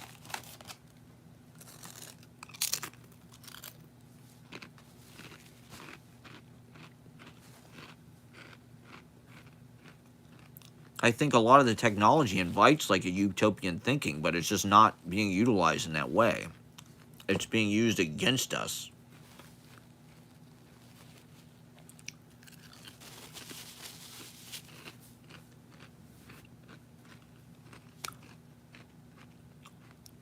Yeah, and so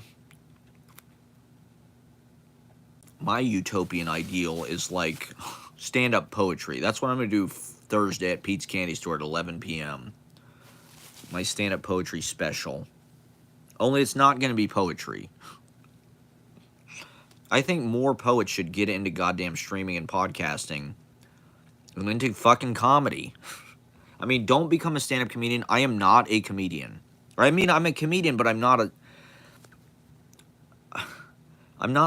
like, I don't know. This guy, I was waiting in line for the bathroom at Peculiar Pub, which is my new favorite restaurant. Peculiar Pub is slept on. You can actually get an affordable... They have a $12 burger and fries. And you can sit down and, like, eat it. It's like, that's as cheap as you're going to find at any fucking restaurant. And it's pretty good. It's, you know, I think bar food is key. But, like, real bars. Like, pub food. Not like gastropub shit. There's not gastropub. Do they have gastropubs in Ireland? Do they approve of that appropriation? As an Irish person, as Irish identifying person, I'm not sure that I'm comfortable with that term. Gastropub. What the fuck is that? What kind of gentrifier bullshit is that? I'll take the actual pub, thank you. I don't need the gastropub. So anyway, I'm waiting in line for the bathroom, and this guy next to me starts talking to me. I forget what he asked me about. He asked me some question, I don't remember. But then he's like, he said something about, like, are you a comedian? And I'm like, or I forget. And then he's like, don't take this the wrong way. I mean this as a compliment. But he's like, you feel like you're a stand-up comedian to me. Or like you feel like you have the personality of the stand-up comedian. I was like, okay, thank you, I get. And I was like, is that a compliment? And he's like, yeah. Well, I think to him, it was like, that was actually like a cool thing to be. You know, I think stand-up comedy has this crazy cultural fucking, like, significance right now that, like, it's like being a streamer. It's like being an influencer. It's like one of the defining, like, archetypes, I think, of our era, actually. I mean, they elected the fucking president. Is a bunch of fucking bad comedians. They were at the inauguration. And I think that guy, well, I don't know. I think, you know, if you start to hang out around people and in the clubs and stuff, it's like, it's just like hanging out with poets. It's like you sort of start to dress like them, and they have a vibration that they're on that just like, I don't know. I've kind of like been less in poetry world, and I've been more in like kind of open mic cabaret, not necessarily totally like stand-up comedy, but you know, like I don't really go to like pure comedy clubs that often. I'll go to like last week I went to Patty Riley's. That's a music open mic. I went to I went to a few things. I went to Upright Citizens Brigade, BYOT, which was very good, actually. Unsurprisingly, it was actually very good. So I don't know. It's like I'm more interested in like the kind of alternative comedy spaces or something. Or for me, it was like it's a way of getting in and combating this ignorance. You know, just getting my voice in these spaces of just like right wing simplification of like our manners. You know, that's what a lot of comedy is about. It's just about social mores, dating,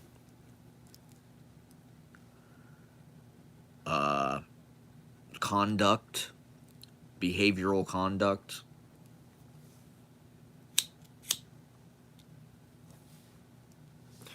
As a people, as a society, how we discuss these things, how we that's a way of visualizing them, you know, by having stand-up comedians talk about life, whatever culture, whatever's going on. That's a way that people, you know, conceptualize our moment and interpret our what the hell we're going through. And I think it's a pop form. But I also think it's a hysteria. You know, like people are so nervous and they're so stressed that they're having this kind of like hysterical dissociation. Trump, he's so fucking funny as he steals all of our money.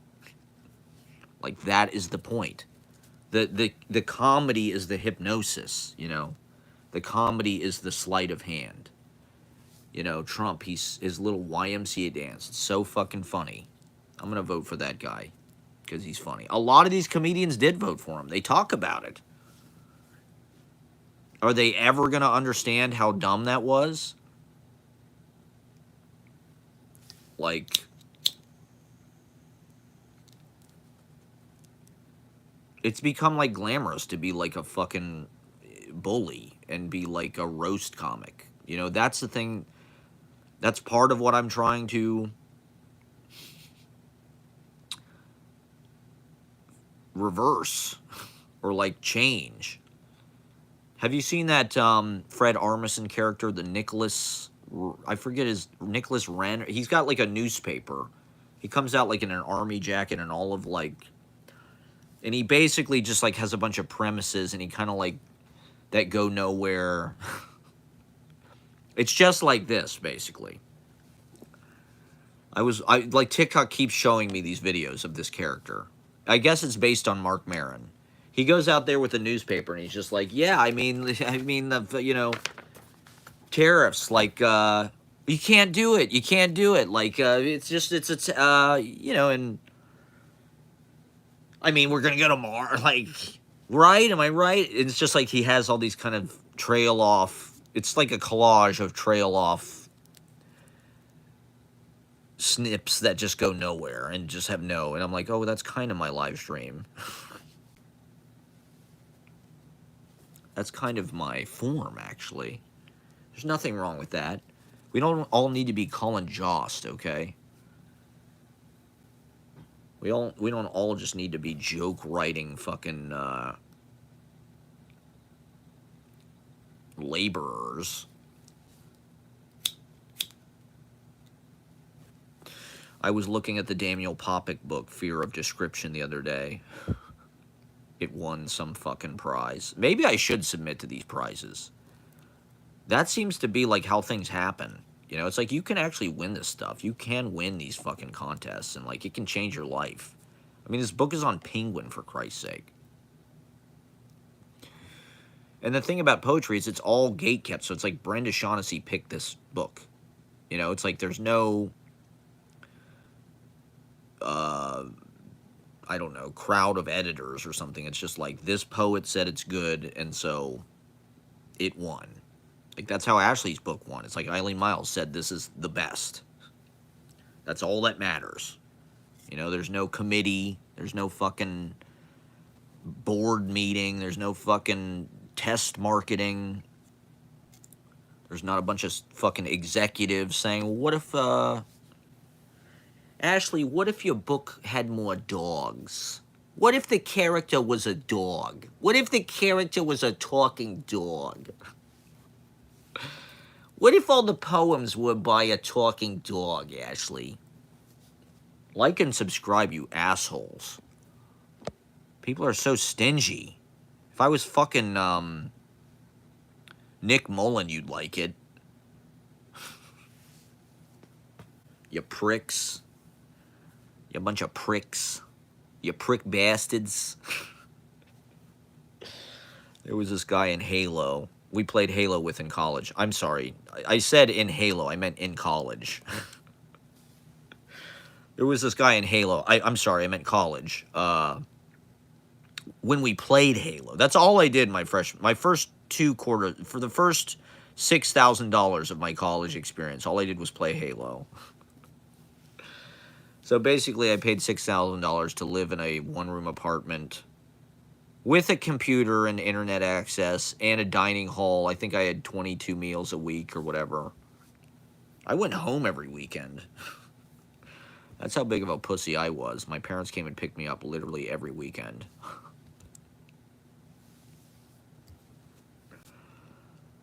It was a good year, though. I mean, I am glad that I got to go away to college for at least 1 year. Maybe that sounds fucking stupid as hell. I got to taste the sweetness of that millennial rite of passage without, you know, completely having to bite the curb, student loan-wise. Like a lot of the dumbasses did. A lot of these people got MFAs are going to be paying for it literally till they're dead. And yet they'll have a job and I will never, you know. It's like you got to pay to play. It's just another form of pay to play. Just like acting, just like everything. It's just like you want a casting director to see you, you got to pay. You want to take a class, you got to pay. You want to go to fucking college and have a good time and live in a dorm room, be around a bunch of beautiful girls, away from your parents, partying, doing theater, living in a house with your friends. That's going to cost you $150,000 that you can pay, you know, in $2,000 monthly installments until you're dead.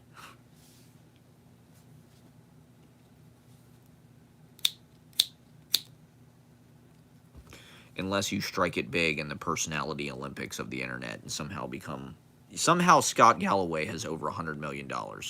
And somehow Dave Portnoy has $200 million.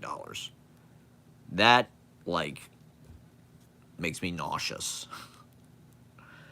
How is somebody that fucking stupid that fucking rich?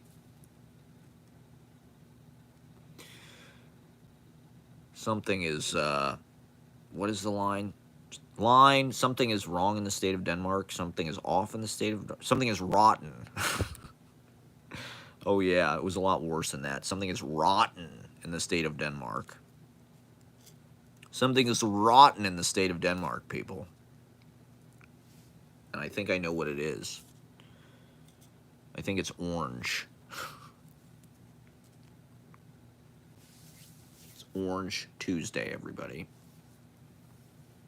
How's your 401k, everybody? Are we doing okay? I know all my my listeners are big Wall Street honchos. Like and subscribe, you super chat. Get in the super chat, people. We're live from Washington Square Park here, everybody. Order my book, Kazma Doggerel. Can I get AI to just, like, ship this to people somehow? Look at that. It's holographic. The book actually does this. The cover actually does this, people. This is the $25 commemorative edition.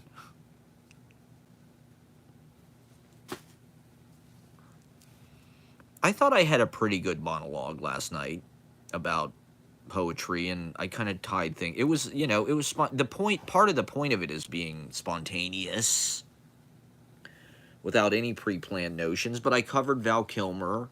I talked about his poetry. I mentioned A24. I talked about Michael C. Ford. We sort of got on a Doors thing. Even though Val Kilmer was not actually in the Doors, they should have just got him in the band. Remember how they, in the 90s, like, didn't they try to restart the Doors, or they had, like, a few people, like Eddie Vedder, and, like, I think the guy from The Cult was, like, sort of, like, the lead singer of the Doors for, like, a second. Or probably Scott Weiland did it, I think, briefly. I think Scott Stapp, the guy from Creed, maybe even did it. The Doors just kind of hoard themselves out. It's like, Val Kilmer was a pretty good Jim Morrison, and he wrote poetry. His poetry is pretty good. I was talking about how Val Kilmer liked Seamus Haney, and somebody in the crowd goes, "Who's Seamus Haney?" There you go, poets. See, this is what we're up against. You know, people, Seamus Haney is not a household name. You know, even though he's probably like the best, I don't know, he's one of the best poets of the last 50 years or whatever. He's dead now, I think, right, isn't he? I like Seamus Haney. I'm not afraid to say it, okay? Is that lame? He's way, I mean, he's a great poet, I think. He's an incredibly great poet, Seamus Haney. He's like the Joan Didion of Ireland. And, but apparently people don't know who Seamus Haney is. People at Red Room. It was probably a comedian yelling, "Who's Seamus Haney?" But that's why we're there, you know, because these people don't know who Seamus Haney is. If you just go to, you know, poetry, frumpy outer borough poetry readings, you're just going to get a bunch of woke snobs who probably hate Seamus Haney. They probably don't know who he is either. I mean, woke, it was sort of a way of just throwing away a lot of history. Like, okay, let's just throw away all the fucking writing of, you know, ever. It's like, Seamus Haney's pretty good. I don't know. It's worth reading. It's worth knowing about. I mean, it's not like the coolest fucking thing you can read, but I think if you're serious as a poet, like you do, I did read, like, a lot, everything. Well, maybe not everything, but I read a lot of fucking more kind of conventional stuff. You know, that's the way I used to write before I destroyed my brain on drugs. Well, before the country went berserk and it became less reasonable to try to participate, you know, my whole life is a protest, and it's a peaceful, nonviolent resistance against the whole fucking system, the whole fucking thing. Okay. I don't want to be a part of the making stockbrokers rich. I don't want to help Dave Portnoy become even richer, even though I guess that's what I'm doing. But, you know, he doesn't know who I am. And here I am. I just think he's hilarious. He is just a hilarious cultural, like, indicator. He's like a cultural weather balloon or canary in a coal mine. He's a symptom. He's a bellwether. He's a cultural bellwether, Dave Portnoy. He's just like an indication of, because he's basic, like, this online gambling thing I've talked about a lot, and I've talked about it for years. And I just saw a video about, we're creating like the largest population of addicts like in history with this online gambling thing. And Barstool Sports, I mean, it's a very thin line between gambling online and sports and like the stock market and crypto. They're all kind of the same thing. They're all kind of like a spectrum. Like betting on sports, you know, investing in the stock market, quote unquote, and buying crypto. It's like they're all kind of the same thing. They're all just bullshit, to be honest. at this point. They're like alpha male bullshit. It's like the sociopathic alpha males, who women love, by the way. Women love sociopathic alpha males. Women love, like, psychotic. That's why the women are guilty, too. Because they enable these guys by fucking them. And by worshiping them. Women love sociopathic alpha male types. The less emotions you have, the better you are. The less you care. The less you care, the more that they, like, need you, biblically. And so that's why these guys fucking run everything. You know, look at Trump. Trump is like the lizard king of these fucking, you know, Trump is just like this big reptile to me. He's just like this big alligator. You know, like if we're all just animals, and we're all just like, you know, that's the way that he reduces us to thinking and seeing things on that level. Where it's just like, we're all just these, like, brutal animals, like, fighting for supremacy and getting any fucking advantage you can and just fucking the other people and killing and just grabbing the economy by the pussy. Grabbing the world economy by the fucking pussy. Grabbing the economy by the pussy. Grabbing the world by the economy, okay? And, you know, I saw this video the other day of a crocodile fighting an alligator. See, this is why TikTok has ruined my life. I'm like a World of Warcraft person on TikTok. Because there's a video of a crocodile fighting an alligator. It's like, of course I want to see that. Just as a person, I'm curious. What is that like? And I just like, well, Trump is just like the king of the Gila monsters. It's the night of the iguana, and Trump is just like this giant reptile. I don't know. Maybe that's some kind of Hunter S. Thompson Fear and Loathing acid vision, but that's how. When I see Trump, I just see this giant, like, Gila monster. This giant Komodo dragon. Dragon energy, right? This is the year of the little dragon or something. Isn't that what it is? For Christ's sake. So, I don't know. I mean, even the rich people have got to be shitting their pants. Like, that, they've got to waste this guy. There's no way they're going to allow him, because they're going to see that this is just not going to work. Like, the point is not to bring manufacturing. I mean, I guess in his head it is.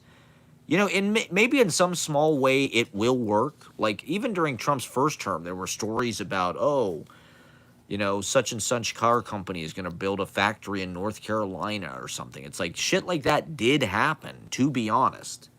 I mean, I don't remember it happening, like, in some kind of massive way, but, like, this might get some people to do some things that are, like, you know, sort of optically, like, okay, Trump's, you know, it's bringing jobs here, manufacturing. It's like, these people are living in the fucking past. It's not the 19th century. You know, it's like, we don't make things. Or, like, we can make things. We make, like, artisanal shit. Like, people want to work with their hands. They will work with their hands. But, like, they don't want to work in factories. They want to, like, start, like, bird stores. They, you know, like, make America Portlandia again. When I was a young millennial, we had a Portlandia-like. The dream of the 90s is still alive in Portlandia. Put a bird on it. That is manufacturing in this country, okay? It's twee. It's precious. It's like little Wes Anderson dioramas. It's not like, you know, it's crocheting and making Johnny Cash baby jumpers and Ramones diapers and shit. Ramon's lunchboxes. You know, that's manufacturing in this country. It's mom and pop. It's small. It's artisanal. It's Etsy. It's Depop. It's upcycling, I guess, for better or for worse. I can't even find any fucking shoes. Everything's too goddamn expensive. Let the people make their small batch cupcakes. Look at Jenny's ice cream, right? Jenny's ice cream was sort of like part of that. Jenny's ice cream was like this twee ass, millennial ass, Wes Anderson, precious fucking whimsical small business. And they branded the fuck out of it. And it's ice cream, and everybody fucking loves ice cream. I mean, Jesus Christ. If you can't be successful selling ice cream, like, you're never going to sell anything. Because it's just, as we've talked about, it's an anchor of these gentrifier neighborhoods. Jenny's was very much a part of that. Jenny's is like one of the bulwarks of gentrification. Any neighborhood that like a Jenny's ice cream moves into is like about to get real bougie, real fast. Short North, Clintonville. Now they're in Highland Park in LA. Ashley, her friend, works at Jenny's Ice Cream in LA, and she like loves it. I fucking hated it. I worked there. It was the worst job I ever had. It was the lowest paying job I ever had. They're giving 16-year-olds carpal tunnel all across this country. Jenny's ice cream is. Scooping. That is not good. It's hard to even think about, but I'm getting bad memories even thinking about it. Making waffle cones. And, you know, art washing the child labor with like this twee aesthetic. They made this album. It was after I worked there, but it was like music by people in bands who worked at Jenny's Ice Cream. But they did good ice cream. That's why they have gone nationwide. Because they use real ingredients and it's good as hell. I mean, that's a company that started like by a millennial that was actually successful. That's not like a fucking tech thing.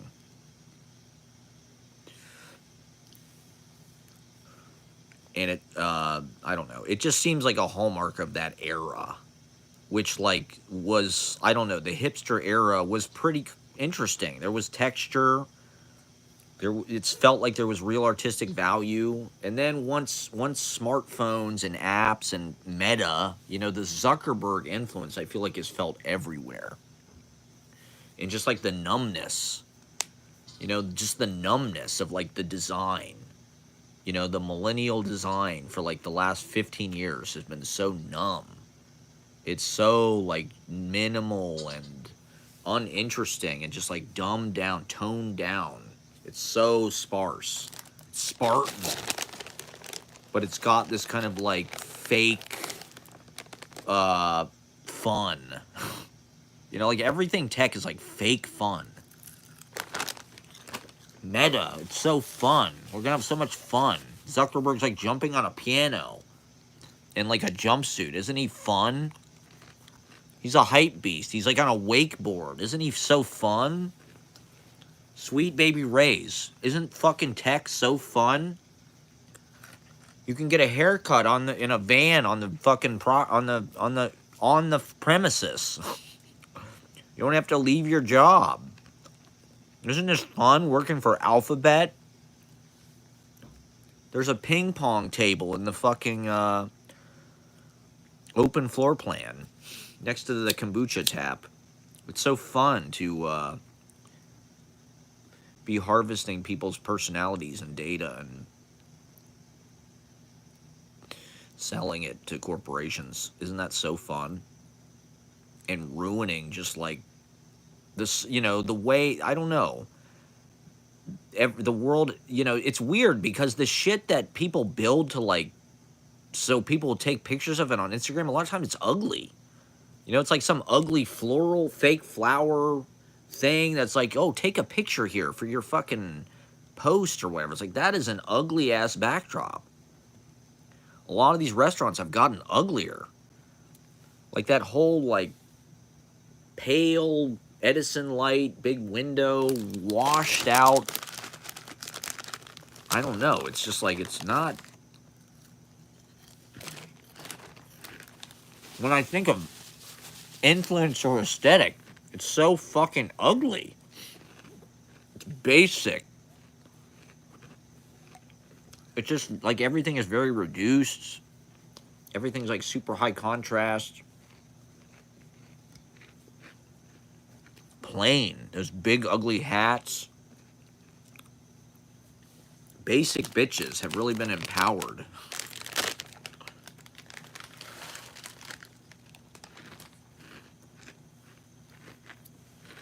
Just say no to basic influencers, okay, people? Like, the internet could be funkier. People just kind of surrender to the banality of it all. And they just kind of imprison themselves in this ugly interface. That's why I try to keep my YouTube page as funky as I can. I know that doesn't really get across to the algorithm and shit, but I don't give a damn. Artisanal content, okay? That's the future of America. When Trump gets executed by firing squad, by lethal... I'm telling you, Trump is such a bad... I told this joke on stage at Soho Playhouse, and I was surprised at the reaction. I was like, Trump is like an 80s movie villain. So he's such an asshole, he needs like the ultimate 80s movie villain death. Like in Rambo 3, there's this part where Rambo, like, he like wraps this thing around a guy's neck. He like stuffs a grenade in his mouth. And then he like roundhouse kicks him like down this like spider hole. All at the same time. So like the guy like falls, hangs himself, and like explode while he's like shooting him. So he like shoots the guy hangs himself, and he explodes. Like all at the same time. And I'm like, that's what's got to happen to Trump. Like Hans Gruber, you know, Hans Gruber gets kicked off the Nakatomi Tower, and he's like, ah!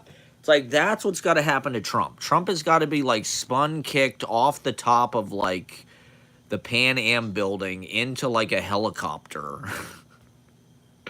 Like that's the only way that like he could possibly like face the appropriate consequences for what he's done.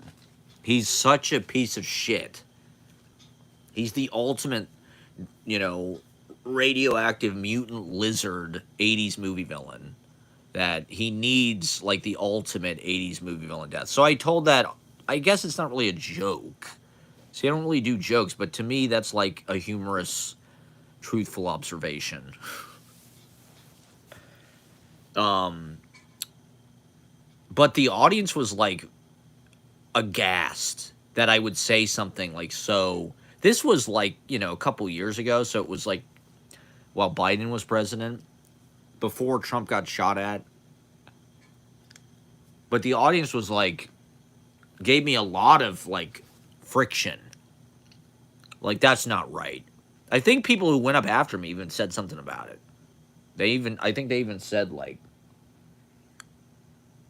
the audience was probably like at least as pro-Trump. And this was at Soho Playhouse. You know, it's like, that's been kind of the big shock to me and the big indicator to me over the past few years. It's like, if you read my books, I'm talking about it.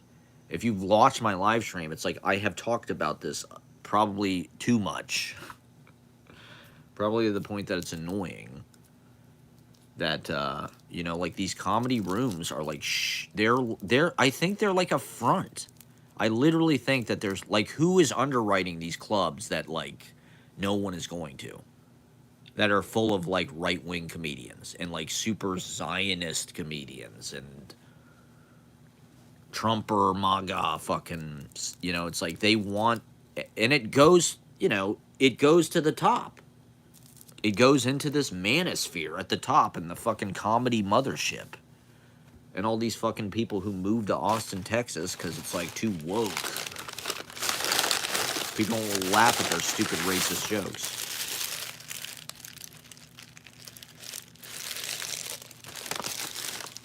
This is good material. These audiences don't know what the fuck they're talking about. This is funny shit. You people don't know what the fuck they're talking about.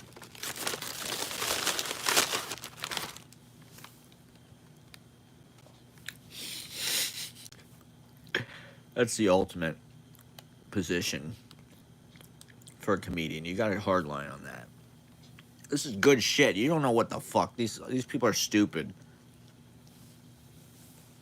Alright, I don't know. Maybe I'll get off pretty soon. I'm on a roll. I've got 9 people. How you doing, everybody? It's because this cartoon backdrop. We're live from Washington Square Park. Maybe I'll go back to the other, we go back to the other side of the park here by the arch. Okay. See how this does. Why change it? Yeah, so I don't know. I'm trying to like blend. I don't know. I just want a live talk forum. It's not really about comedy at all. It's the only place where it's like appropriate to do that. And it's not appropriate to do that because, a lot of the comedians, they're like trained away from talking about anything that matters. Like, you won't talk about abortion or because it's like, yeah, like you have the hot take. A lot of comedians, it's like this gospel of like, oh, you got to do it for 10 years and you just got to keep writing jokes and you got to write 100 jokes to get one good joke, and the audience kind of weeds out the bad material, and they really believe that there's like some kind of objective truth to like jokes being good or bad. And I don't know. To me, like, what I see in a lot of these jokes is like, it's almost like a poetic form where it's like a lot of these comedians are just trying to write good jokes, and they're sort of they're so, like I said, it's like there's such a concentrated interest and all these people trying to be stand-up comedians and studying it and talking about it, and there's sort of this philosophical side to it where there's like an art, and I'm on this Reddit forum that's like stand-up, people just talking about it and asking for advice and debating the kind of, and it's fascinating, to think about it as a that there's that many people out there that are like, but like I said, a lot of the think about it is the same. It's like, this is the approach. It's like you do these clubs and you just get good with your material, and then gradually you I don't know, but there's just a whole culture among these clubs that I don't know. It's weird to see, like, how does Mike Birbiglia fit into that? I guess he's sort of got his own audience where he's on NPR, or he can play the Beacon. But it's like, would Mike Birbiglia go on at fucking, like, The Comedy Shop or Grizzly Pear? I mean, people would probably like him because he's famous, but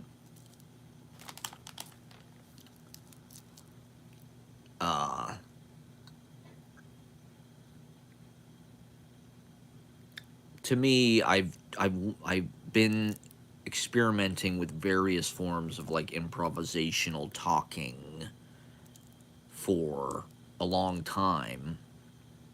Doing it live is a little bit of a newer, but musically I've been doing it for a long time. The nudity of the silence is what always scared me about comedy and about talking on stage. Having an audience there just kind of fluctuates and inflects the silence and impresses upon what you're saying. in a way that, like, doing this, it's not quite the same. And it's hard because just trying to find a forum for that is not easy. Or, I don't know, like I said, it's a fear. You know, like getting on stage and like playing on the piano while I'm spieling, or playing guitar while I'm, it's like that's a way of kind of hiding behind all this other sound. When you're a comedian and you're failing, it's so apparent. It's painfully apparent, right? When no one is laughing. Whereas, like, if you're a musician, my I guess that's a lot of my animosity and my fear on stage. It's like that's one reason why I'm so loud on stage. Is it's like a way of ambushing the audience and sort of preempting the audience and being like, fuck you. You're not going to be allowed to not, like, in a way, I'm still afraid of clapping. I still am not really good at, like, ending songs because I'm, like, really afraid that they're not going to clap, or it's not going to be the right kind of clapping. You know, I'm not going to get enough woos. I need a certain number of woos with the clapping, or else it's just like, oh, they didn't like me. They're not wooing. You definitely need woos. If you're not getting woos, it's like you failed. It's like your whole self-esteem crashes again.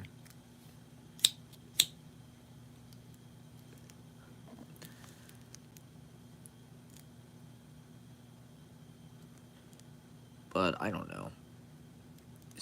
With the open mic, it's a great opportunity. I'm really lucky to be able to do it because I have a lot of chances to try, you know, every little introduction between the acts is like a little piece almost. I try to say something unique but brief. And a lot of times, the best things that you come up with, you just sort of don't even plan. You're just talking, and boom, all of a sudden, those are the best nights when you're on stage and you're just like coming up with shit on the fly. That's the goal for me, is to just be able to come up with it on the fly every time. That's my belief. I don't really find material that interesting. That's the ironic part. It's like all these comedians are writing jokes and shit, and it's like they're jokes, but they're not funny. You know, that's how I feel like a lot about this comedy. Like Keenan, I recognize like Keenan is like a good comedian, but I don't think I've really ever laughed that much at Keenan. I remember as a kid when all that was on, and I really didn't like it. I didn't like the Dan Schneider weirdness of it. Keenan and Kel were special, and Amanda Bynes, you could tell, was like special.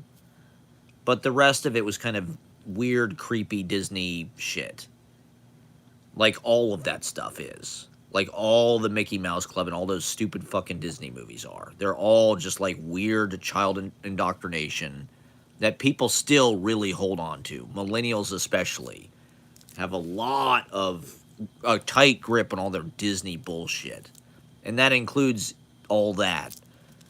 And like Keenan, I get it. It's like he's a good player, but it's like I don't know if I've ever really laughed that much at, like, you know, at Chris Farley or something. Or fucking Eddie Murphy. You know, like Eddie Murphy, it's like, this motherfucker's funny. There's no ifs, ands, or buts. It's like, this dude, he's an amazing comedian and actor, but he's fucking funny as shit. Because you laugh. It's like with jokes, it's like, I feel like people are writing good jokes, but they're not funny. They're like smart jokes, and they're more focused on that. And it's just like, I don't know, just be fucking funny. I'm more interested in like probably some kind of stream of consciousness commentary on like the day's events and like sort of like maybe lecturing or hypothesizing or theorizing like I do on, I'd rather hear that. Like kind of a live stream is. You know, live stream is more like a fucking uh improvisational collage of ideas and things happen that are funny. I don't fucking think Stavi is funny. I think his persona, I mean, people like it because it's not the traditional like thing that he's not Val Kilmer. You know, he's not some kind of traditional, and I don't know. He just feels like he's always got his shoes off to me. He's just like this guy that's sitting back and he's got his shoes off and his feet up, and it's like I don't want to see this. He looks like Carl from Aqua Tween Hunger Force.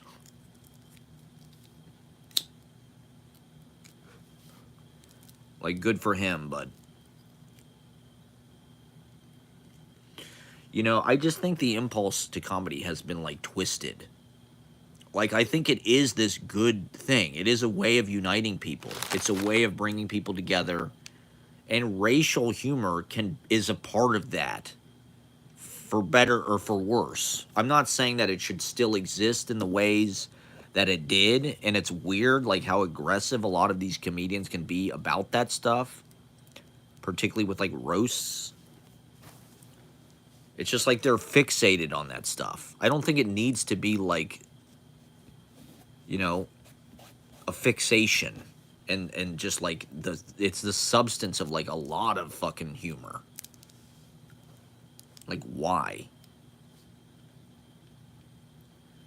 But humor is a way of, like, getting people to relax and blow off steam, and I don't know, maybe it is harder to do that across, because it is coming from one culture's perspective. I don't know.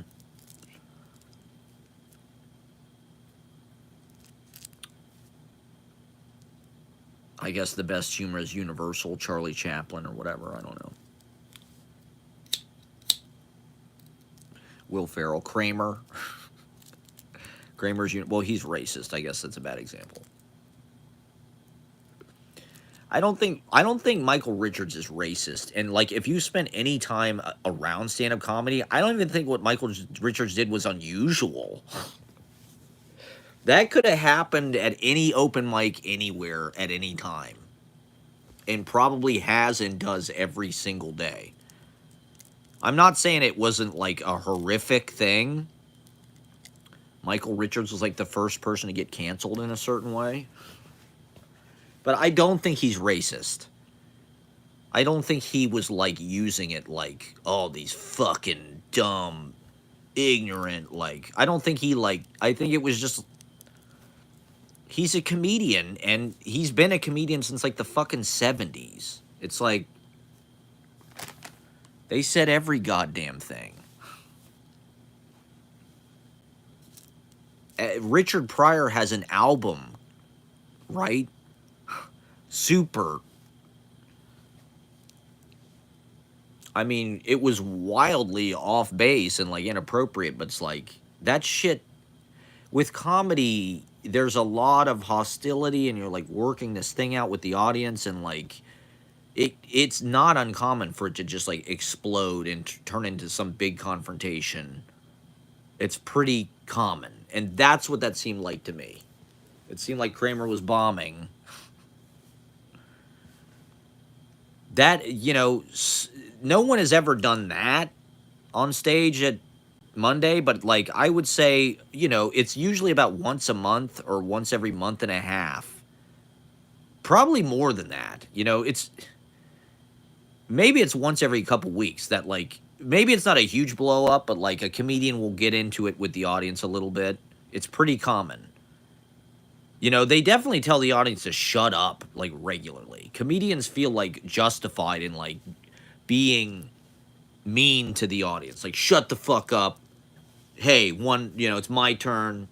You know, we're not paying to listen to you, or whatever the fuck it is. They like are very hard. They feel like they have to be hard about that boundary. And I understand that, but like, it creates a lot of uncomfortable fucking moments. And it can really blow up into shit that's like ugly. In a way that like almost no other art form invites, like, at all. Like, that never happens to poets, really, or musicians. A musician's not gonna get up and sing some racist song about fucking, unless it's Morgan Wallen or something, I don't know.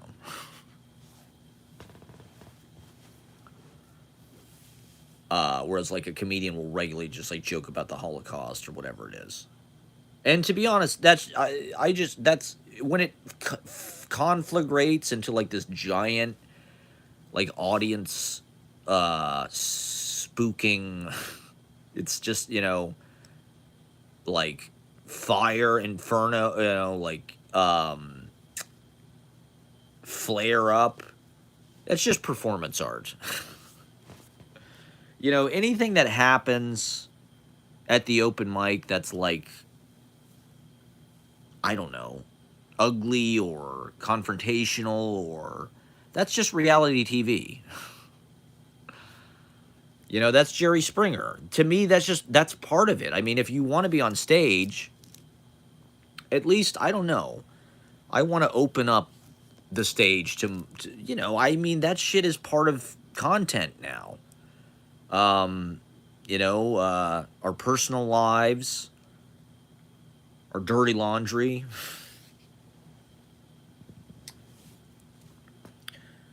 And I don't know, trying to get these people together where they're communicating, at least there is this kind of weird interaction where, like, they clash. That's significant.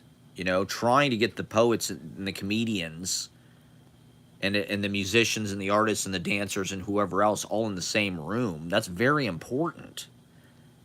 So people don't get lost up their own ass. Our culture is way too compartmentalized.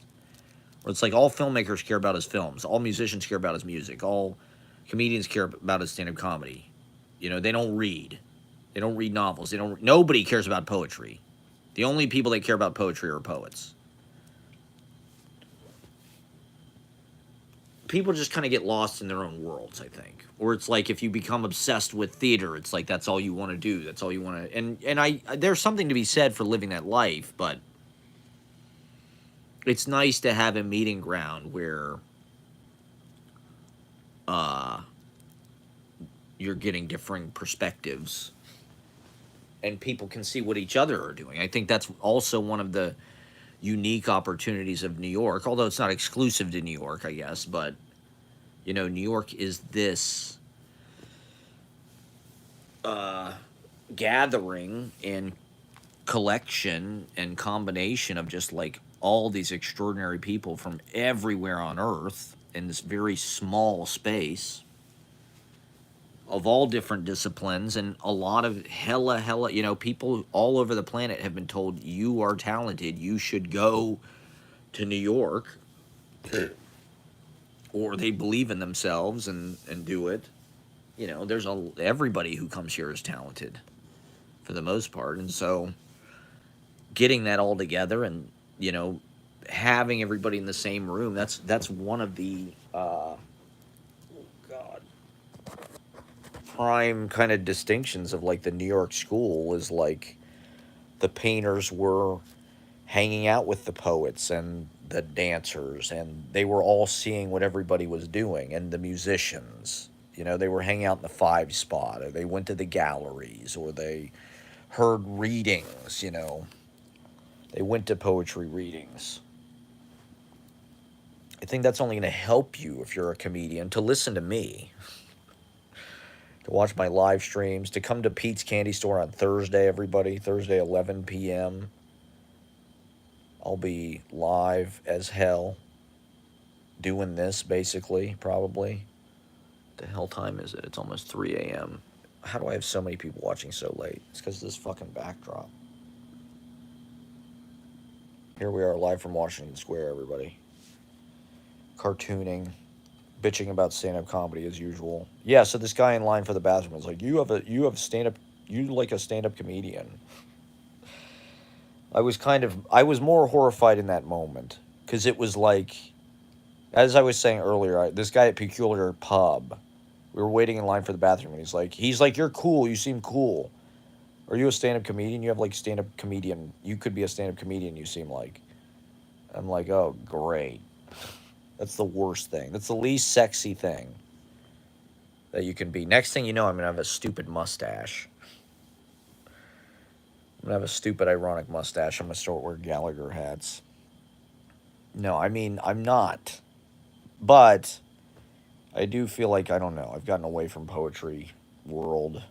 I just want to be in showbiz. You know, I'm trying to kind of cultivate this show business of like. That's why I'm interested in what Mulaney's doing because he's like, you know, he's kind of doing something interesting with this Everybody's Live show. It's not just about let's do the best jokes we can do. He's kind of making it weird. He's kind of exploring stuff. He's just doing what he wants to do, you know? And his inspirations, you know, I was looking at this. A lot of his influences are like hip, you know, like Glenn O'Brien's TV Party. He's really into Chris Gethard. He said Chris Gethard's show was the most like groundbreaking talk show of the last 10 years or something. He mentioned this Donald Barthelme story, which I thought was kind of crazy. He was into this Donald Barthelme story. So, and then Gene Shepard, I guess, is another big influence on John Mulaney. So, he's stealing all my fucking. I mean, he's been famous for 15 fucking years or something. So, it's depressing. You know, it's depressing learning all this stuff about John Mulaney and being like, oh, wait a minute, this guy actually is kind of good. And he's like just absolutely killing it and has been for a long fucking time. And what a loser I am. You know, what the fuck did I do wrong? I'm like some kind of botched version, you know, of John Mulaney, the Opus Dei, walking around with my gammy leg of God pain. God has to remind me of his presence in all these different ways at all times. So all these different issues. So, I don't know. We're just trying to create art, I guess is what you'd call it. In a world driven mad by commerce and branding, self-promotion and careerism, and just vicious jockeying for any kind of fucking, you know, because these are ways to escape anonymity and disappearance and poverty. You know, the idea is if you become an influencer or an actor or a director or whatever it is, a comedian, famous musician, that's what you do for your job, and you won't have to fucking be an Amazon delivery guy or sacrifice your body to make money in the same way, anyway. But so it's like people are so vicious about and trying to install themselves, you know, whether they're nepo babies. Of course they're going to be actors. You know, of course Jack Kilmer is going to be in the fucking Gia Coppola movie with Emma Roberts and all the other fucking and Bronny James. And the rest of us are going to fucking die in obscurity and poverty.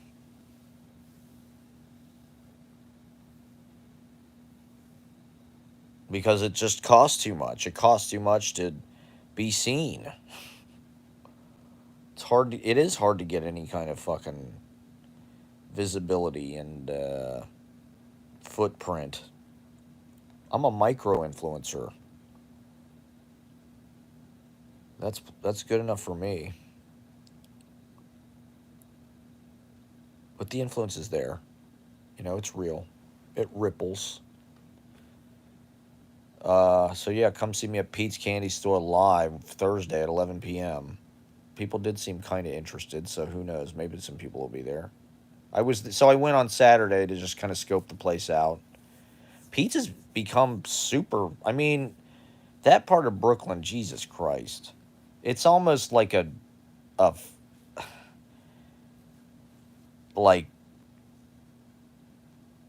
a fascism of just like hot people. It's just like everybody's super hot and super cool, and it's like it has kind of influencer vibes. I don't really remember it being like that. You know, it used to just feel like kind of a local watering hole with like hipsters or whatever.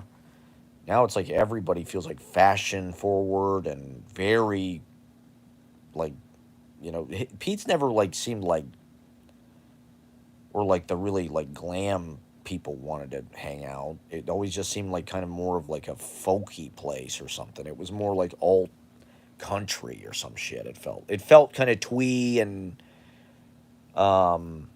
although they've had a lot of, I mean, that's what's amazing about that place. I mean, it doesn't really get talked about enough. It's just sort of a New York institution. Is they've had really interesting, amazing shows there for 25 years for free. I mean, Eddie was talking about he played there 25 years ago with these same people back when the neighborhood was different. Before now it's like hyper gentrified. It feels like Soho or something.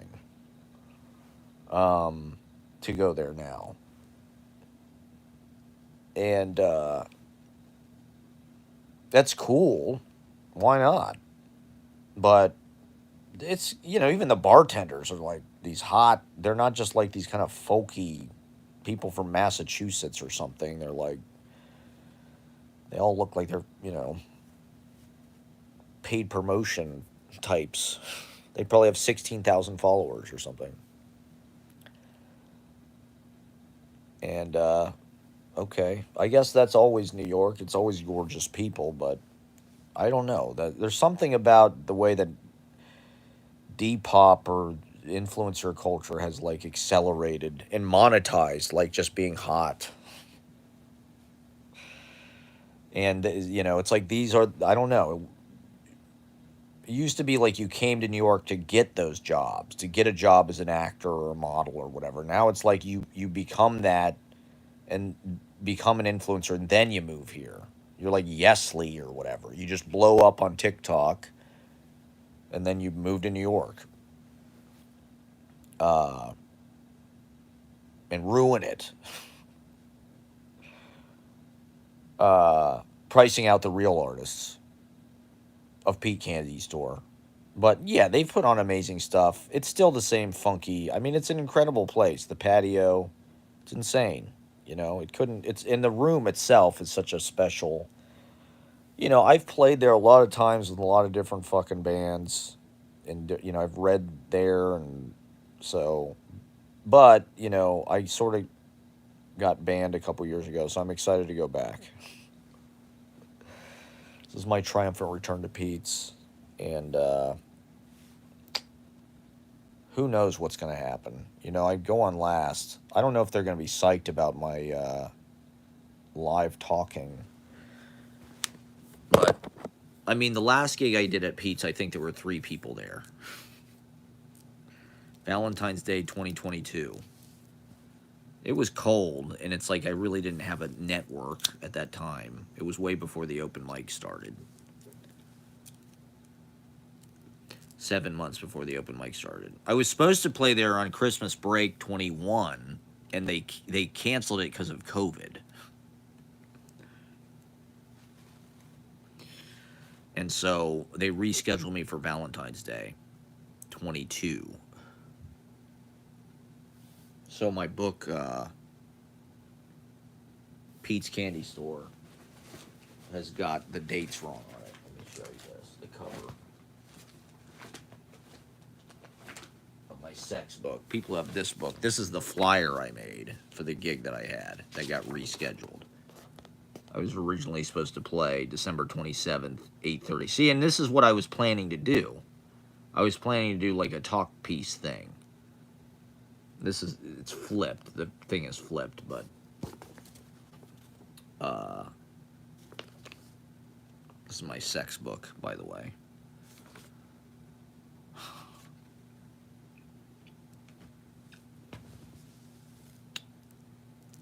and it's a great place. I mean, it's a magical place. The first gig I did in New York, really. I mean, I played open mics and stuff. March 6, 2015 was the first Holy Smokes gig, and it was at Pete's Candy Store. And so this is sort of a 10-year anniversary for me.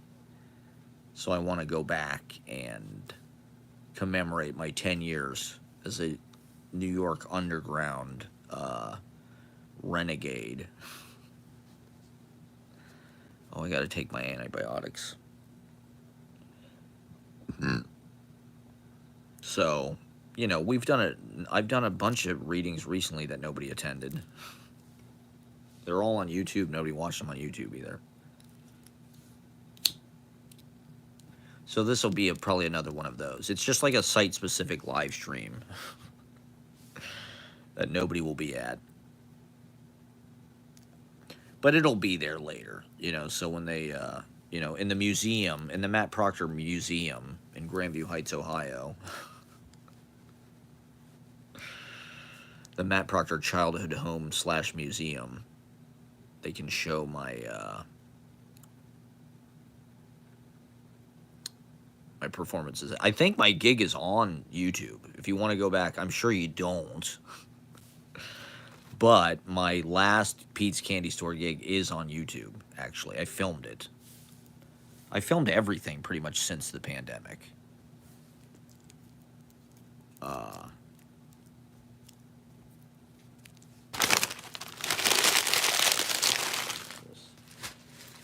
it.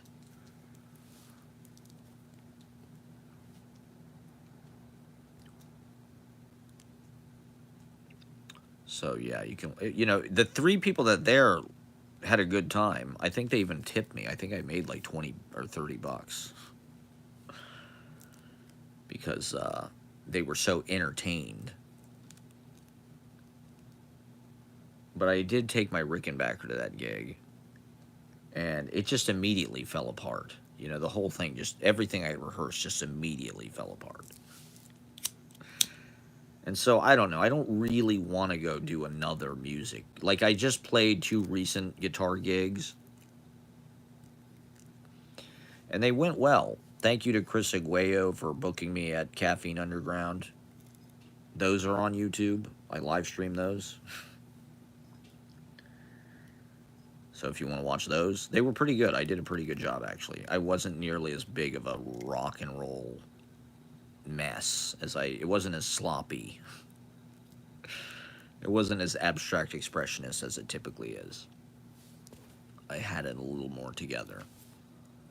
The music carries you. That's the thing, is you don't really need the drugs. You know, like if you're really hitting it with the music, it will take you there.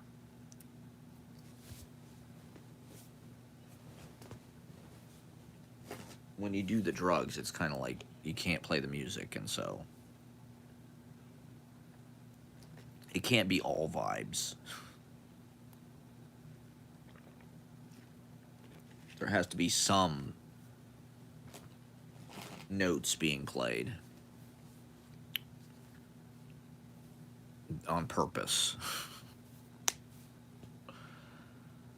Oh God, I had this custard pastry. Is like, was it thing go bad or something? All right, well, Jesus Christ, I've got 6 people watching at 3 o'clock in the morning. It's like, I can't, I feel like, is it because of the cartoon background? What's wrong with you people? I've got to get off pretty soon. What am I going to do? Maybe I'll do 3 hours. That's a good duration for my rabid fan base out there. It's these cartoon backgrounds, I guess. People just go wild. Let's go back to the other side of the clock, everybody. What do you say? This is my Neil Simon. Barefoot in the park, everybody. Here we are.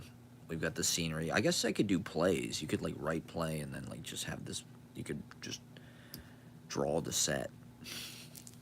Maybe that's... I'll do green screen, movies. I saw the future of content is these 2 and 3 minute long, like, social media shows. Like, there's like these soap operas that are like 2 and 3 minute long, like Instagram It's like I had that idea like 10 years ago. I used to do these things called 3-second essays on my Instagram in like 2015, where it was like I just record like 3-second little tweets, basically. That was way before TikTok, Instagram Reels.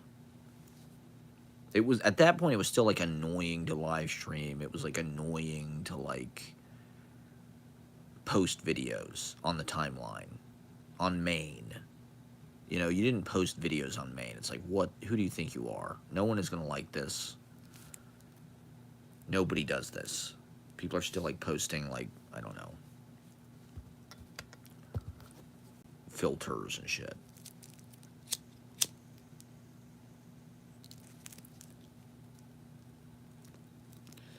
So, I was a pioneer of polluting the timeline with,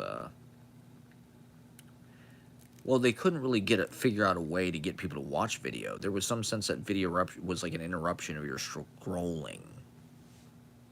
Whereas now it's like video is like kind of the most booming form of content. And it's becoming like ubiquitous.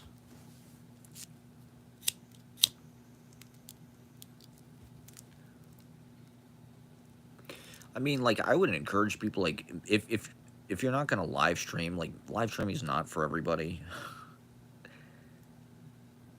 But if you're comedians, I think you should try it. And musicians. And poets. More people should do it. I would watch people's streams if they fucking did it.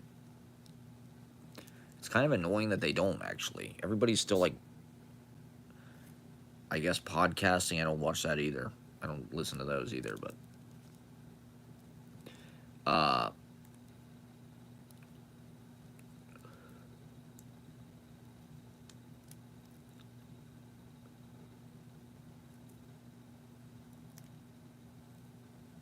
yeah, I mean, I would just,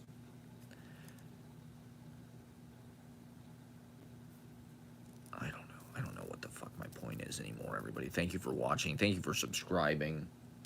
Juicy VR 2022. We got some Juicy VR coming out. I'm taking a bath. I've already lost 20 million bucks. My net worth has gone down by 20 million bucks, everybody, because these goddamn tariffs. But hey, it's just short-term pain. This is only the beginning, to be honest. The tariffs haven't even hit yet. And they've already lost this much fucking value. You know, they said it's like the 3 worst days in like, or it's like there haven't been 3 days this bad, like in this short a time, like ever. It's like kind of fucking crazy. Is this what those people voted for? Mm-hmm. Like, were they really prepared for this? Did they really want this? You know, like, I guess it's true that if you're Dave Portnoy and you're a turbo douchebag and you've got 100 million bucks, losing 20 million is like not gonna kill you. It's probably not even really gonna affect him, actually, any more than like losing some parlay bet. Oh fuck, I lost $1 million on the Super Bowl. Fuck. It's like, it's probably not a whole lot different for him.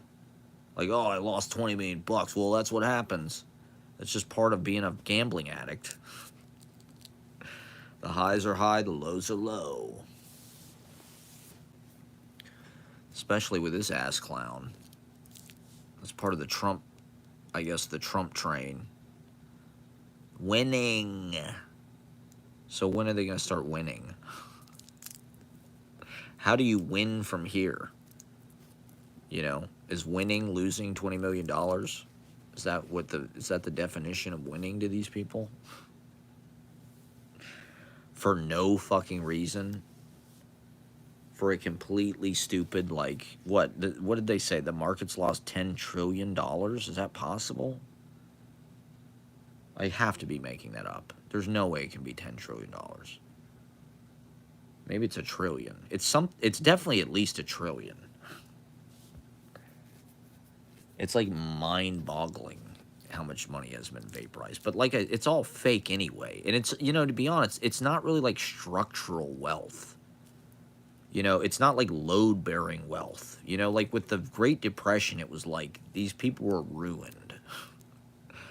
Like in the United States, it's all fake anyway. It's all just like fake shareholder value. Tesla, we knew it's fake.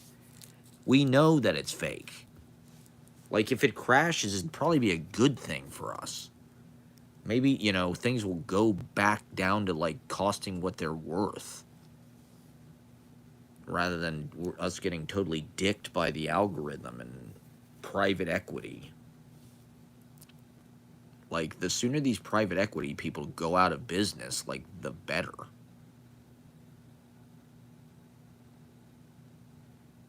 Bankrupt the cocksuckers,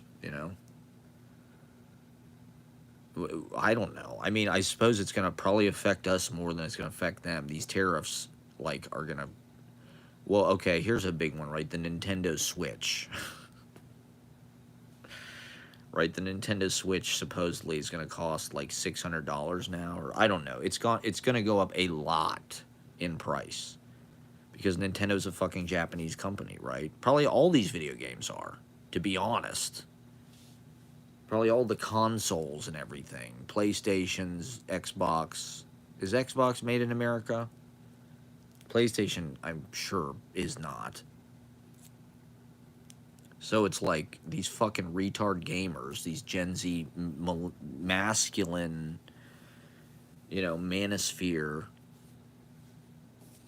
Rogan listeners, Theo Vaughn listeners, Shane Gillis listeners, the people who are enabling this comedy epidemic. It's a symptom, comedy is definitely a symptom of disease. These comedians are like, they're not happy people, which is not good. Poets are strong. They found like inner strength. Not that comedians aren't, but they are. I don't mean to totally disparage them because they're fun to be around. That's the ironic part. Is they're actually like the most chill people to be around. They're not totally up their own ass. I hate their acts. I'm trying to help them. Not all of them. I'm kidding. This is a joke. I'm roasting you, okay? If you're a comedian and you're watching, I'm roasting you. Your comedy sucks. Hey, is that a joke?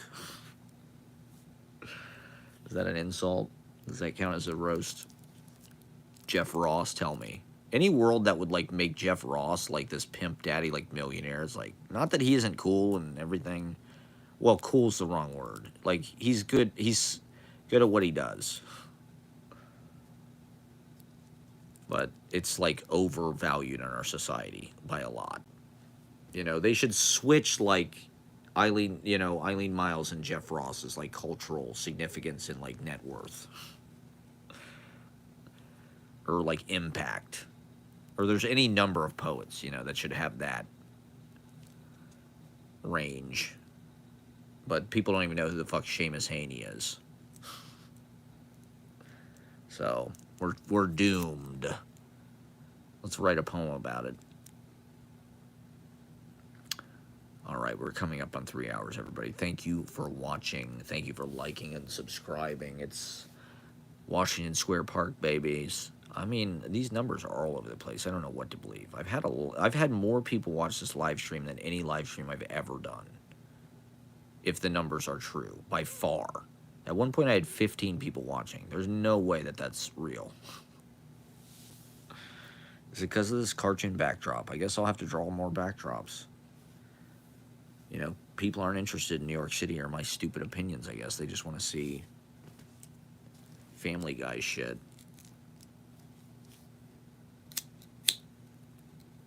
Seth MacFarlane for president, man. Let's get Stewie in the White House. Let's get It's Always Sunny in Philadelphia in the White House. So thank you for watching. Come see me, Pete's Candy Store Thursday. Yeah, I don't know. We'll see where the stock market is. You know, if it puts these financial people out of business, good. You know, let's bankrupt all of them. Bankrupt all the fucking people who moved to Palm Beach during the pandemic. I mean, that's probably not what will happen, but it's like, I don't know. It's ominous. It is very ominous. And who knows how far they'll let them take this. Trump is like doubling down, like he does with everything. He's doubling down on these fucking tariffs, which is like only going to maximize the pain. So hopefully it'll be worth it for everybody in the long term. We're going to get so rich. It's the thing is, the more he talks about it, the more people realize it's based on just like a misunderstanding of history. He's like, the United States was the most wealthy between 1870 and 13 or whatever the fuck it is. And he thinks it's just going to go back to that. And it's like, he's senile, man. He's got syphilis, dementia. Just like every mad king. You know, that's why all his shit looks like this gaudy version of Versailles. Because it's returning to that era, only cheesier. He's like a cheese dick Versailles. Alright, well, thank you for watching. Sorry to everybody I could not put on early. Sorry to Brad Man last night. Thank you for coming out, Brad Man, if you're out there watching. We love you, Brad Man. Come back soon. Hey, that's you know, it's not easy, the open mic life. But it's a fun, you know, people are in it for the right reasons, I guess. Or maybe not. It's just, well, I don't know. It's a real culture where people are making stuff and it's original and it's their point of view. It's a lot more interesting than what's going on in the fucking movie theaters. And in the culture at large. I'd rather listen to a lot of these musicians who are local than anything in the fucking Billboard charts. So we're lucky that we get to, you know, we should just focus on that, I guess. That was the message of this guy I was watching earlier today. Fuck, he's on TikTok. I forget what his name is. Just like focus on your own shit and don't worry about the big picture. I mean, I'm obsessed with it. I've been watching videos tracking this whole tariff meltdown, you know, for the last few days. It's shocking because it's self-inflicted. It's just like he took a gun and fucking blew the fucking economy's brains out. For no fucking reason, you know? Other than just like I think the truth of it is, yeah, it's his way of trying to get these nations to kowtow to him and cower before him. It's a way of flexing power and trying to assert dominance. Tariff, you know, this is, the United States can do this because we're just so powerful and rich. And yeah, it is an act of war, you know. It's a slap in the face of these countries, unprovoked. And so it's not a good path that we're on at all. And even the Republicans are fucking, like Rand Paul and shit, are sort of like, wait a minute. We are not into this. We're not behind this. I'm Rand Paul. This is not Ayn Rand shit. This is not... They didn't say anything about this in the Fountainhead. John Galt would be spinning in his grave that he designed and built himself as the architect Yeah, so it's like Zachary Allen Starkey said, we are all fucked. If people thought the inflation was bad under Biden, holy shit. It's about to explode in a way that's just like, we've never seen anything like this in this country. Ever. In our lifetime. Probably not even during the Depression. You know, it's like 100% sales tax on things. Like, it's unheard of. It's going to double the price. Okay, so the Nintendo Switch. Everybody's pissed because the Nintendo Switch is, like, going to get tariffed. Or this Switch 2 or whatever. There's, like, a new system coming out. It's like, hey, I mean, I don't play that shit. I don't buy that shit. Like I said, I don't buy anything. But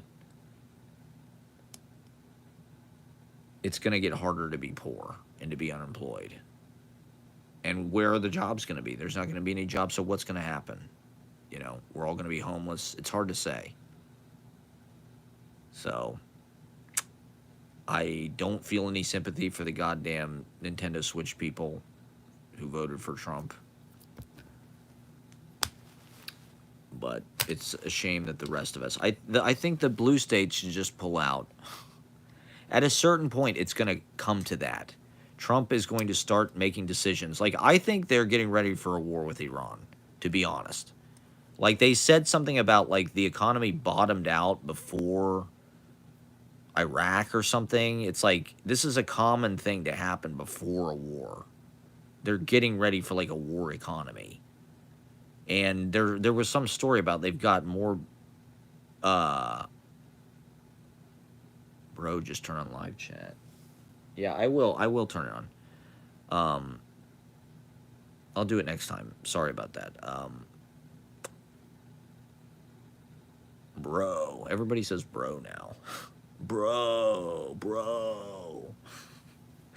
There was such a moratorium on the word bro for the whole Trump era. And now everybody's just like, bro. Whoa. Everybody, it's every Gen Z's favorite thing to say now. Bro.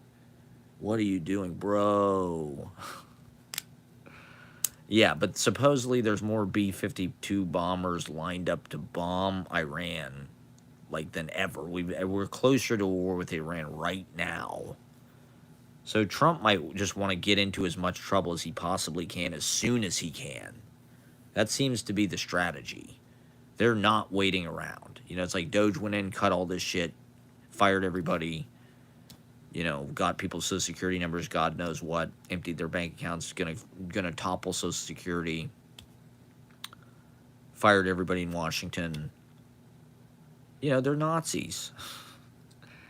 Now this tariff thing, you know, they're just doing it. Everybody's kind of panicking. Even the finance people are sort of like, wait a minute, what the fuck is this? What are you doing, you idiot? You don't know what you're doing. You're costing me a lot of money. Meanwhile, Warren Buffett's sitting all this cash. He could see it coming the whole time. He said they all say the same thing. They love bad markets because you can buy shit. It's like everything's on sale. You know, so, you know, it's very possible they're crashing the market on purpose. That is a distinct possibility. So they can buy it. Like I said, it's not going to affect them that much. You know, like, Dave Portnoy's still going to be flying on private jets and eating wherever he wants and, you know, being an asshole. The rest of us are going to be like, oh, I can't get my teeth fixed because it might cost me $150. So I have to live with a leg problem for a fucking year. Because I'm just trying to be an artist and be free. Is that so fucking wrong? No, you're not allowed to do that unless you're rich or a Nepo baby. The rest of you fucking serve us. You have to be waiters and busboys and Amazon delivery guys, Grubhub, DoorDash, Uber. Just moving shit around from one computer to the other in the physical world. the replacement for actually going places and buying things in person. Just ordering it, having it delivered. And there's this whole infrastructure of delivery people. That's like one of the only jobs left. And that's probably going to be drones and shit. And those people don't get paid, and they're fucking insanely inhumanely treated. A lot of what Amazon does is already inhumane. Imagine what they're going to be able to do when they deregulate everything. Oh, wait a minute. You took 6 minutes on your piss break. You're fired. Yeah, so they might just want to get, hey, it's Masters Week. Why not start a war with Iran? Well, that was the weird thing about, like, there was some Oval Office thing where Trump was talking about the tariffs, and, like, Bibi Netanyahu was sitting right there next to him. It's like, what the fuck? What's going on? What is that about? Are you happy now, Are you happy now, Chapel Rowan? You care so much about Gaza. Are you happy now that Netanyahu's in the fucking Oval Office? You know, Biden wasn't doing that shit. You know, Kamala would not be having, like, fucking... It's unthinkable that a Democratic president would be able to get away with any of this shit. You know? Democrats play by the rules, and they somehow still manage to get things done. They managed to balance the budget and even get a surplus and sort of try to be progressive and help people in the small ways that they can. People don't realize how compromised they are by the Republicans. You know, like Obama tried to pass health care. That was something that was the first fucking thing he did. He tried to have socialized health care in this country. They would not let it happen. People think Bernie is just going to go in and, like, wave a magic wand and fix every problem in our lives. It's like Obama tried to do health care. It did not work. It got compromised into the Affordable Care Act. That's not what they wanted. You know, it got mangled through the legislative process by Mitch McConnell and the right wing, which has not been cooperative at all in the last 30 years. You know, they wouldn't approve Obama's Supreme Court justice, right? The Democrats are not like that. The Democrats try to play by the rules. And it sucks that Obamacare became what it was instead of what it was meant to be. But that is the situation that we're in. Our political system has been, like, incredibly fucking compromised over the last 40 years through things like Citizens United and Reaganomics and Reagan and deregulating the FCC and, you know, the good news is, right, that last time this happened, these Hawley Smoot tariffs, they crashed the economy. The Great Depression happened, and Democrats controlled the the House and the Senate basically for 60 years until Newt Gingrich. People don't really realize that, but the House was Democratic forever. For 60 years, there was never a Republican majority. And that was the greatest time in American history as far as just having, like, a middle class and having actual benefits and rights. You know, there was welfare, there was Medicare. There were actually government programs to, like, help people because the Democrats were in power because the Republicans fucked up so bad in 1930 and 1929 that they literally did not get elected until Newt Gingrich. Until that, all those people died, basically, and forgot about it. And like I said, Americans sort of took it for granted. They take their prosperity for granted. And I want to keep more of my money. I want to pay less taxes. I got to vote for Trump. I got to vote for Bush. They're going to cut my taxes. Meanwhile, you're going to be paying twice as much for everything else. You know, these tariffs are a tax that on the consumer. That's what they are. You know, I'm curious about that because, okay, right, let's say there's a tariff on China, so that means we pay the tariff, the consumer. So where does that money go?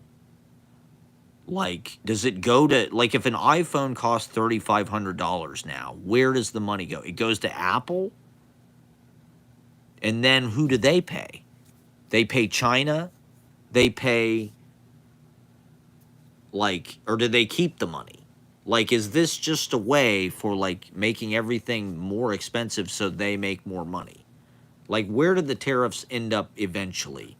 Nobody seems to know anything about this shit because it's such a stupid fucking idea that's, like, left over from, like, the fucking Middle Ages.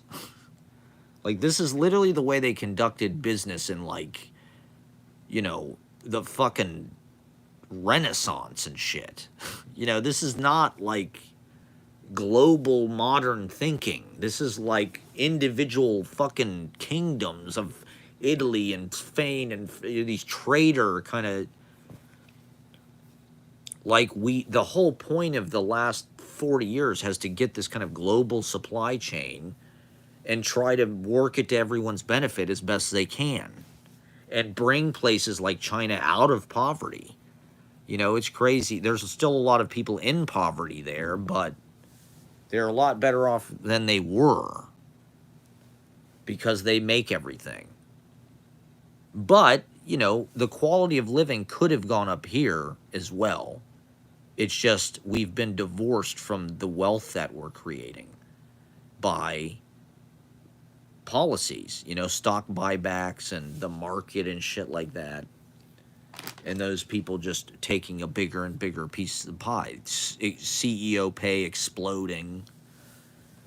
The complete disemboweling of labor as a force in this country politically through outsourcing. You know, that was sort of the happy side effect of outsourcing, was it got rid of the political power of the unions and the middle class, basically. Because now there's no organization, there's no solidarity, there's no wealth to or I don't know. It's just like the 1% has taken more and more of the wealth because there's nothing to unionize. You know, I think we should unionize the unemployed, unionize the poets.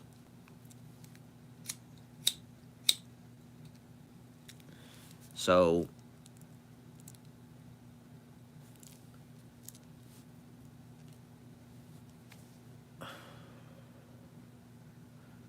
thank you for watching, everybody. About to get off.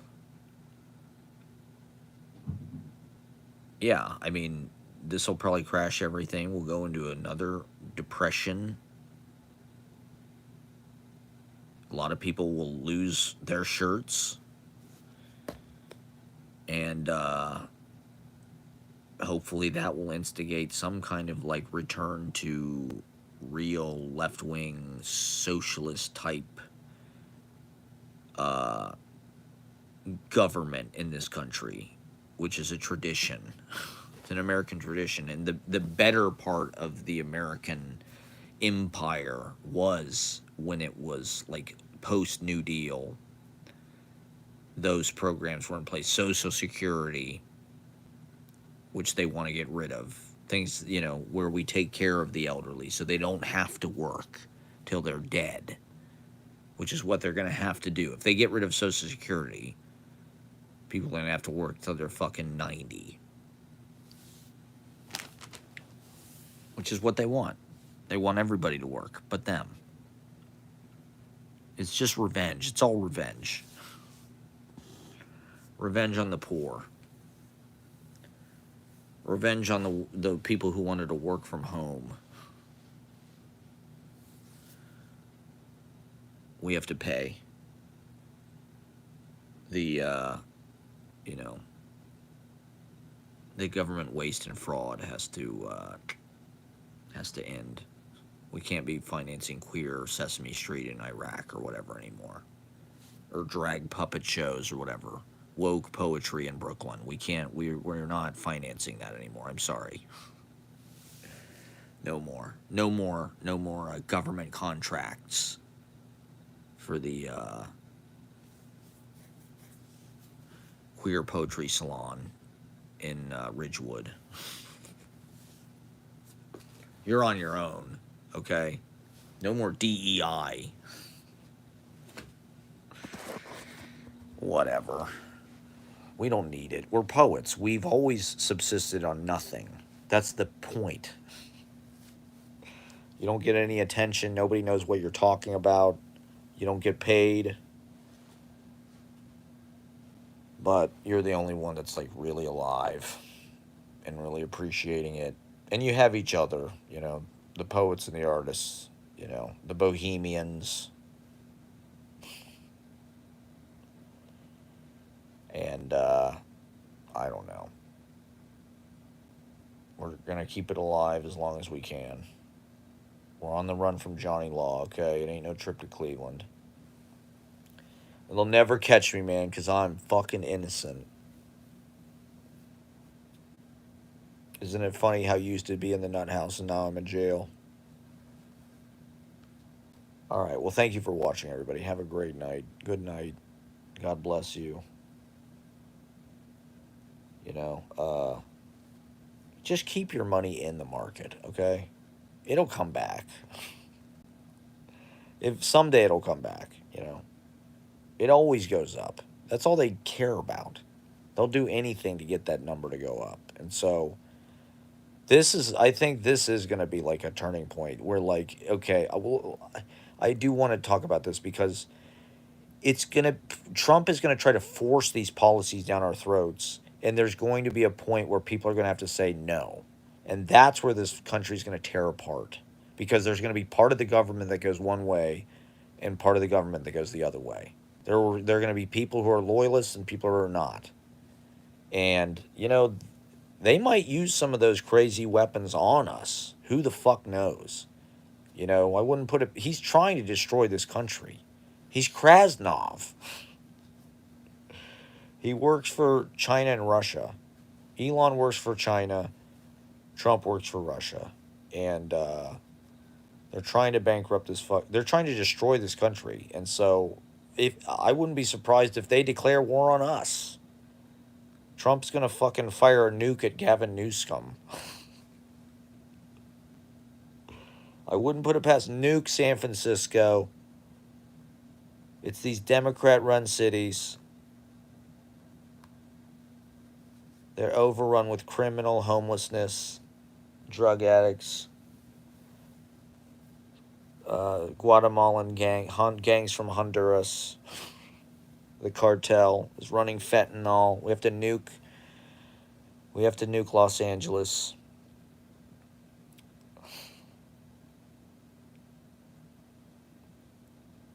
Nuke Beverly Hills. Nuke Obama. We have to nuke George Clooney. Bill Maher's okay, though. All right. Well, yeah, so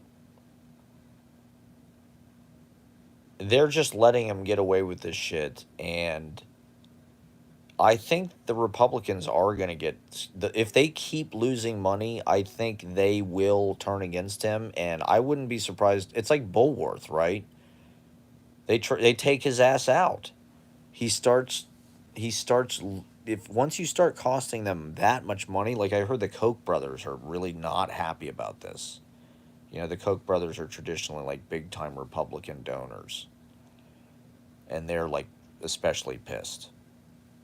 Who knows if that's true or not, but, you know, they might just take his ass out, you know, if he proves to be... And then, oh God, here's the real nightmare scenario. President J.D. Vance. That's my real nightmare come reality. As bad as Trump is. I mean, Trump is horrible. He's obviously like the Antichrist, but, I mean, J.D. Vance is just such a fucking... lame millennial. The fact that he might be the youngest president ever, JD Vance. Like that sucks. The world is upside down. Like that should have been me or AOC. You know, I don't get why AOC didn't run. Like Jesus Christ, just somebody do something. At least Cory Booker is like doing some kind of meme stunt. AOC's playing Crazy Taxi with Tim Waltz. It's like, you're not getting this. You gotta play GTA with like Post Malone or I don't know, Riff Raff or something. Some crackhead to show that you're real. You know, Kamala needs to like get down with some fucking like tweaker ass stream person or something.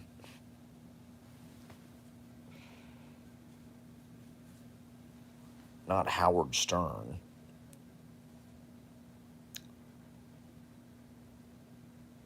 She go on Steve-O's podcast or something. All right. Well, anyway, Godspeed. I mean, I did say that like by the summer this shit could be have totally fallen apart. And like I think they're trying to just get into it as fast as fucking possible. This Iran thing is scary. They're always sort of threatening war with Iran. You know, even with Bush and McCain would talk about that. You know, it's always been kind of like the lingering thing, but Trump really has been trying to get in there. And so, you know, they got Hegseth in there. He is totally a holy warrior for Jesus, and they might all just be real gung-ho about it. And so, you know, they want to get us into a war. They want to crash the market, cause martial law. You know, he wants some big military parade for his birthday. So it's like he wants to, you know, they're already arresting dissidents and deporting them and shit. You know, like Biden was not doing that. You know, okay, it's one thing the treatment of like the people in Gaza, it's horrible, but like think about the treatment of the protesters. You know, like Biden was not arresting fucking people at Columbia University and like deporting them and shit. Like Trump is doing shit. People that are citizens, they're deporting just because they're ideologically enemies. And that's only beginning, you know. Who knows how far they'll get to take it, but you know, if they've got leverage with the tech people, they might not even give a fuck with the about the market, you know. If they just want to start exterminating people who get in their way, which is kind of their whole, you know, it's like these tech people look at it like the government just holds them back. All these regulations and the FCC and you know, they're always on Zuckerberg's ass. I'm sure he hates going to Capitol Hill and having people not let him do whatever the fuck he wants to do with our data or God knows what. I'm sure he hates it. They all do. You know, Elon hates the regulations. They all fucking hate it. And so I think they just think we can do this better. This government is outdated. Let's just get rid of it. They're willing to get rid of whatever they have to get rid of and just start with something new. And that's scary to me because I'm definitely an ideological dissident against all of this bullshit. And in a weird way, I don't know. I feel like one of the few. You know, it's like the leftists don't really feel like they're against what's happening. They let it happen in a way. They did not take seriously like the Trump threat. They just thought it's all fucking bullshit and let it burn. And it's like, this is going to be bad for everybody on the fucking planet. Is that what you want? Like, that's pretty fucking uncaring and irresponsible. I'm not saying that, like, I agree with anything the goddamn Democratic Party does. I just know my life is better when they're in office, and it's you know, like I take politics very seriously. It exists on different levels. You know, there's your personal politics and the things that you believe and what you wish were happening and the way you comport yourself in life, and you should, you know, it's the leftists don't really commit to that. They're all gentrifier fucking trust fund babies. You know, they're not really putting their money where their mouth is. They're just a bunch of spoiled brats who are highly educated because their parents could afford it. And they've never really had to have principles. They just buy their way out of any fucking situation. I'm somebody who actually lives my fucking political beliefs, and I do a lot of fucking woke ass shit in my life. I just don't want to, you know, exploit it for my own personal fucking image. I think that's disgusting. It's not my place to say. And I don't like people that capitalize on it. I think it's incredibly opportunistic. I mean, there's certain people that like it's good. It's good that they're platformed, you know. But there's a lot of opportunists as well. So I'm not like against it, you know. But like every if you're paying attention and you're cognizant and alive and you're not just like some rich person who's insulated from the effects of the you know, in fact, you know, like if you're a rich person, you might even benefit when there's a Republican in power. If you got the Bush tax cuts or the first round of Trump tax cuts, that probably just made your life even peachier, you know. But for the rest of us, it ruined our lives, you know. Having 9/11 and war and the first recession, like it really affected the course of our own happiness fucking index. And so that's why, I mean, it's, yeah, it sucks we've only got two parties. Yeah, the Democrats are not really great. Like Schumer sucks, Pelosi sucks. They're not really fighting for us like they should. But like when there's a Democratic president, our lives are way better. Like there's not a deficit. There's usually not escalation in wars for the most part. But all you ever hear about is, well, Obama drone struck people. It's like, it's not comparable. What Obama did and what George W. Bush did are not comparable at all in any way, shape, or form. Like, George W. Bush killed hundreds of thousands of fucking people. He started it. And they act like Obama. They equate the two like they're equal. It's like, if Democrats were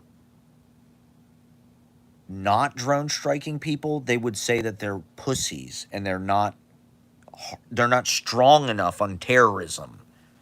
You know, the Democrats have to do it all. They have to be like strong on defense, but like peaceful at the same time. It's like it's not easy to do that. They walk a balance, you know. With Ukraine, it's like this is a war that's sort of important to fight because you can't let Putin just do whatever the fuck he wants. You can't let these people comport themselves in this way. And you're fighting for this coalition and this unified system of ideals that is contra their system of ideals. You know, they have an oligarchic autocracy that's full of corruption. Europe has these sort of pseudo democratic republic parliamentary whatever. You know, it's not quite as fucked up, or it's fucked up in different ways or something. But now we're just going to have what they have. America is going to be like Russia and China. It's going to be like a dictatorship full of incredibly rich gangsters. And the fucking dissidents are going to get poisoned and thrown out of windows and die in jail, and their poetry is going to be deleted from the internet. And, you know, They're going to get drowned out by meathead podcasters and bad comedians and the dumbing down of our society, which is systematic, and has been going on for decades. So we're just trying to educate people on the streets in their own to their own potential and embrace all forms of talent and learning and not exclude people and try to force feed some kind of education down their goddamn throats. Just let them figure it out. You know, just let people figure out how to swim. You know, just let them get in the water and fucking give them the keys and let them drive. You know, sooner or later, you just got to get behind the wheel of that bad motherfucker and just see what you can do with it. I got it. I mean, it's real late. I can't believe I have 7 people watching. You must be in California or something. How are all these people watching this late? It's crazy. It's 4 a.m. I've got to go to sleep. All right. Thank you for watching, everybody. Have a great day. Have a great night. Go back and watch from the beginning. Check out come see me at Pete's on Thursday, 11 p.m. I'll be doing this. If there's 7 people there, it'll be pathetic. But it'll also probably be the most people that come to any of my shows. I'm not comfortable inviting people to my shows. I have like a complex about applause, and I'm conflicted about needing approval from an audience. I don't really want it, but like I also don't want to be like mean to the audience and be like contemptuous of the audience. Like I want the audience to like me, but I just want them to like me like already. I think I'm already doing good. I'm surprised when they don't aren't just completely blown away. But yeah, in any case, check out some of my other YouTube videos. Thank you for watching. Get Casbah Doggerel. It's coming soon. If you enjoyed this background, you can own a piece of it. Let's try this. Can I do this? All right. Thank you for watching, everybody. Good night.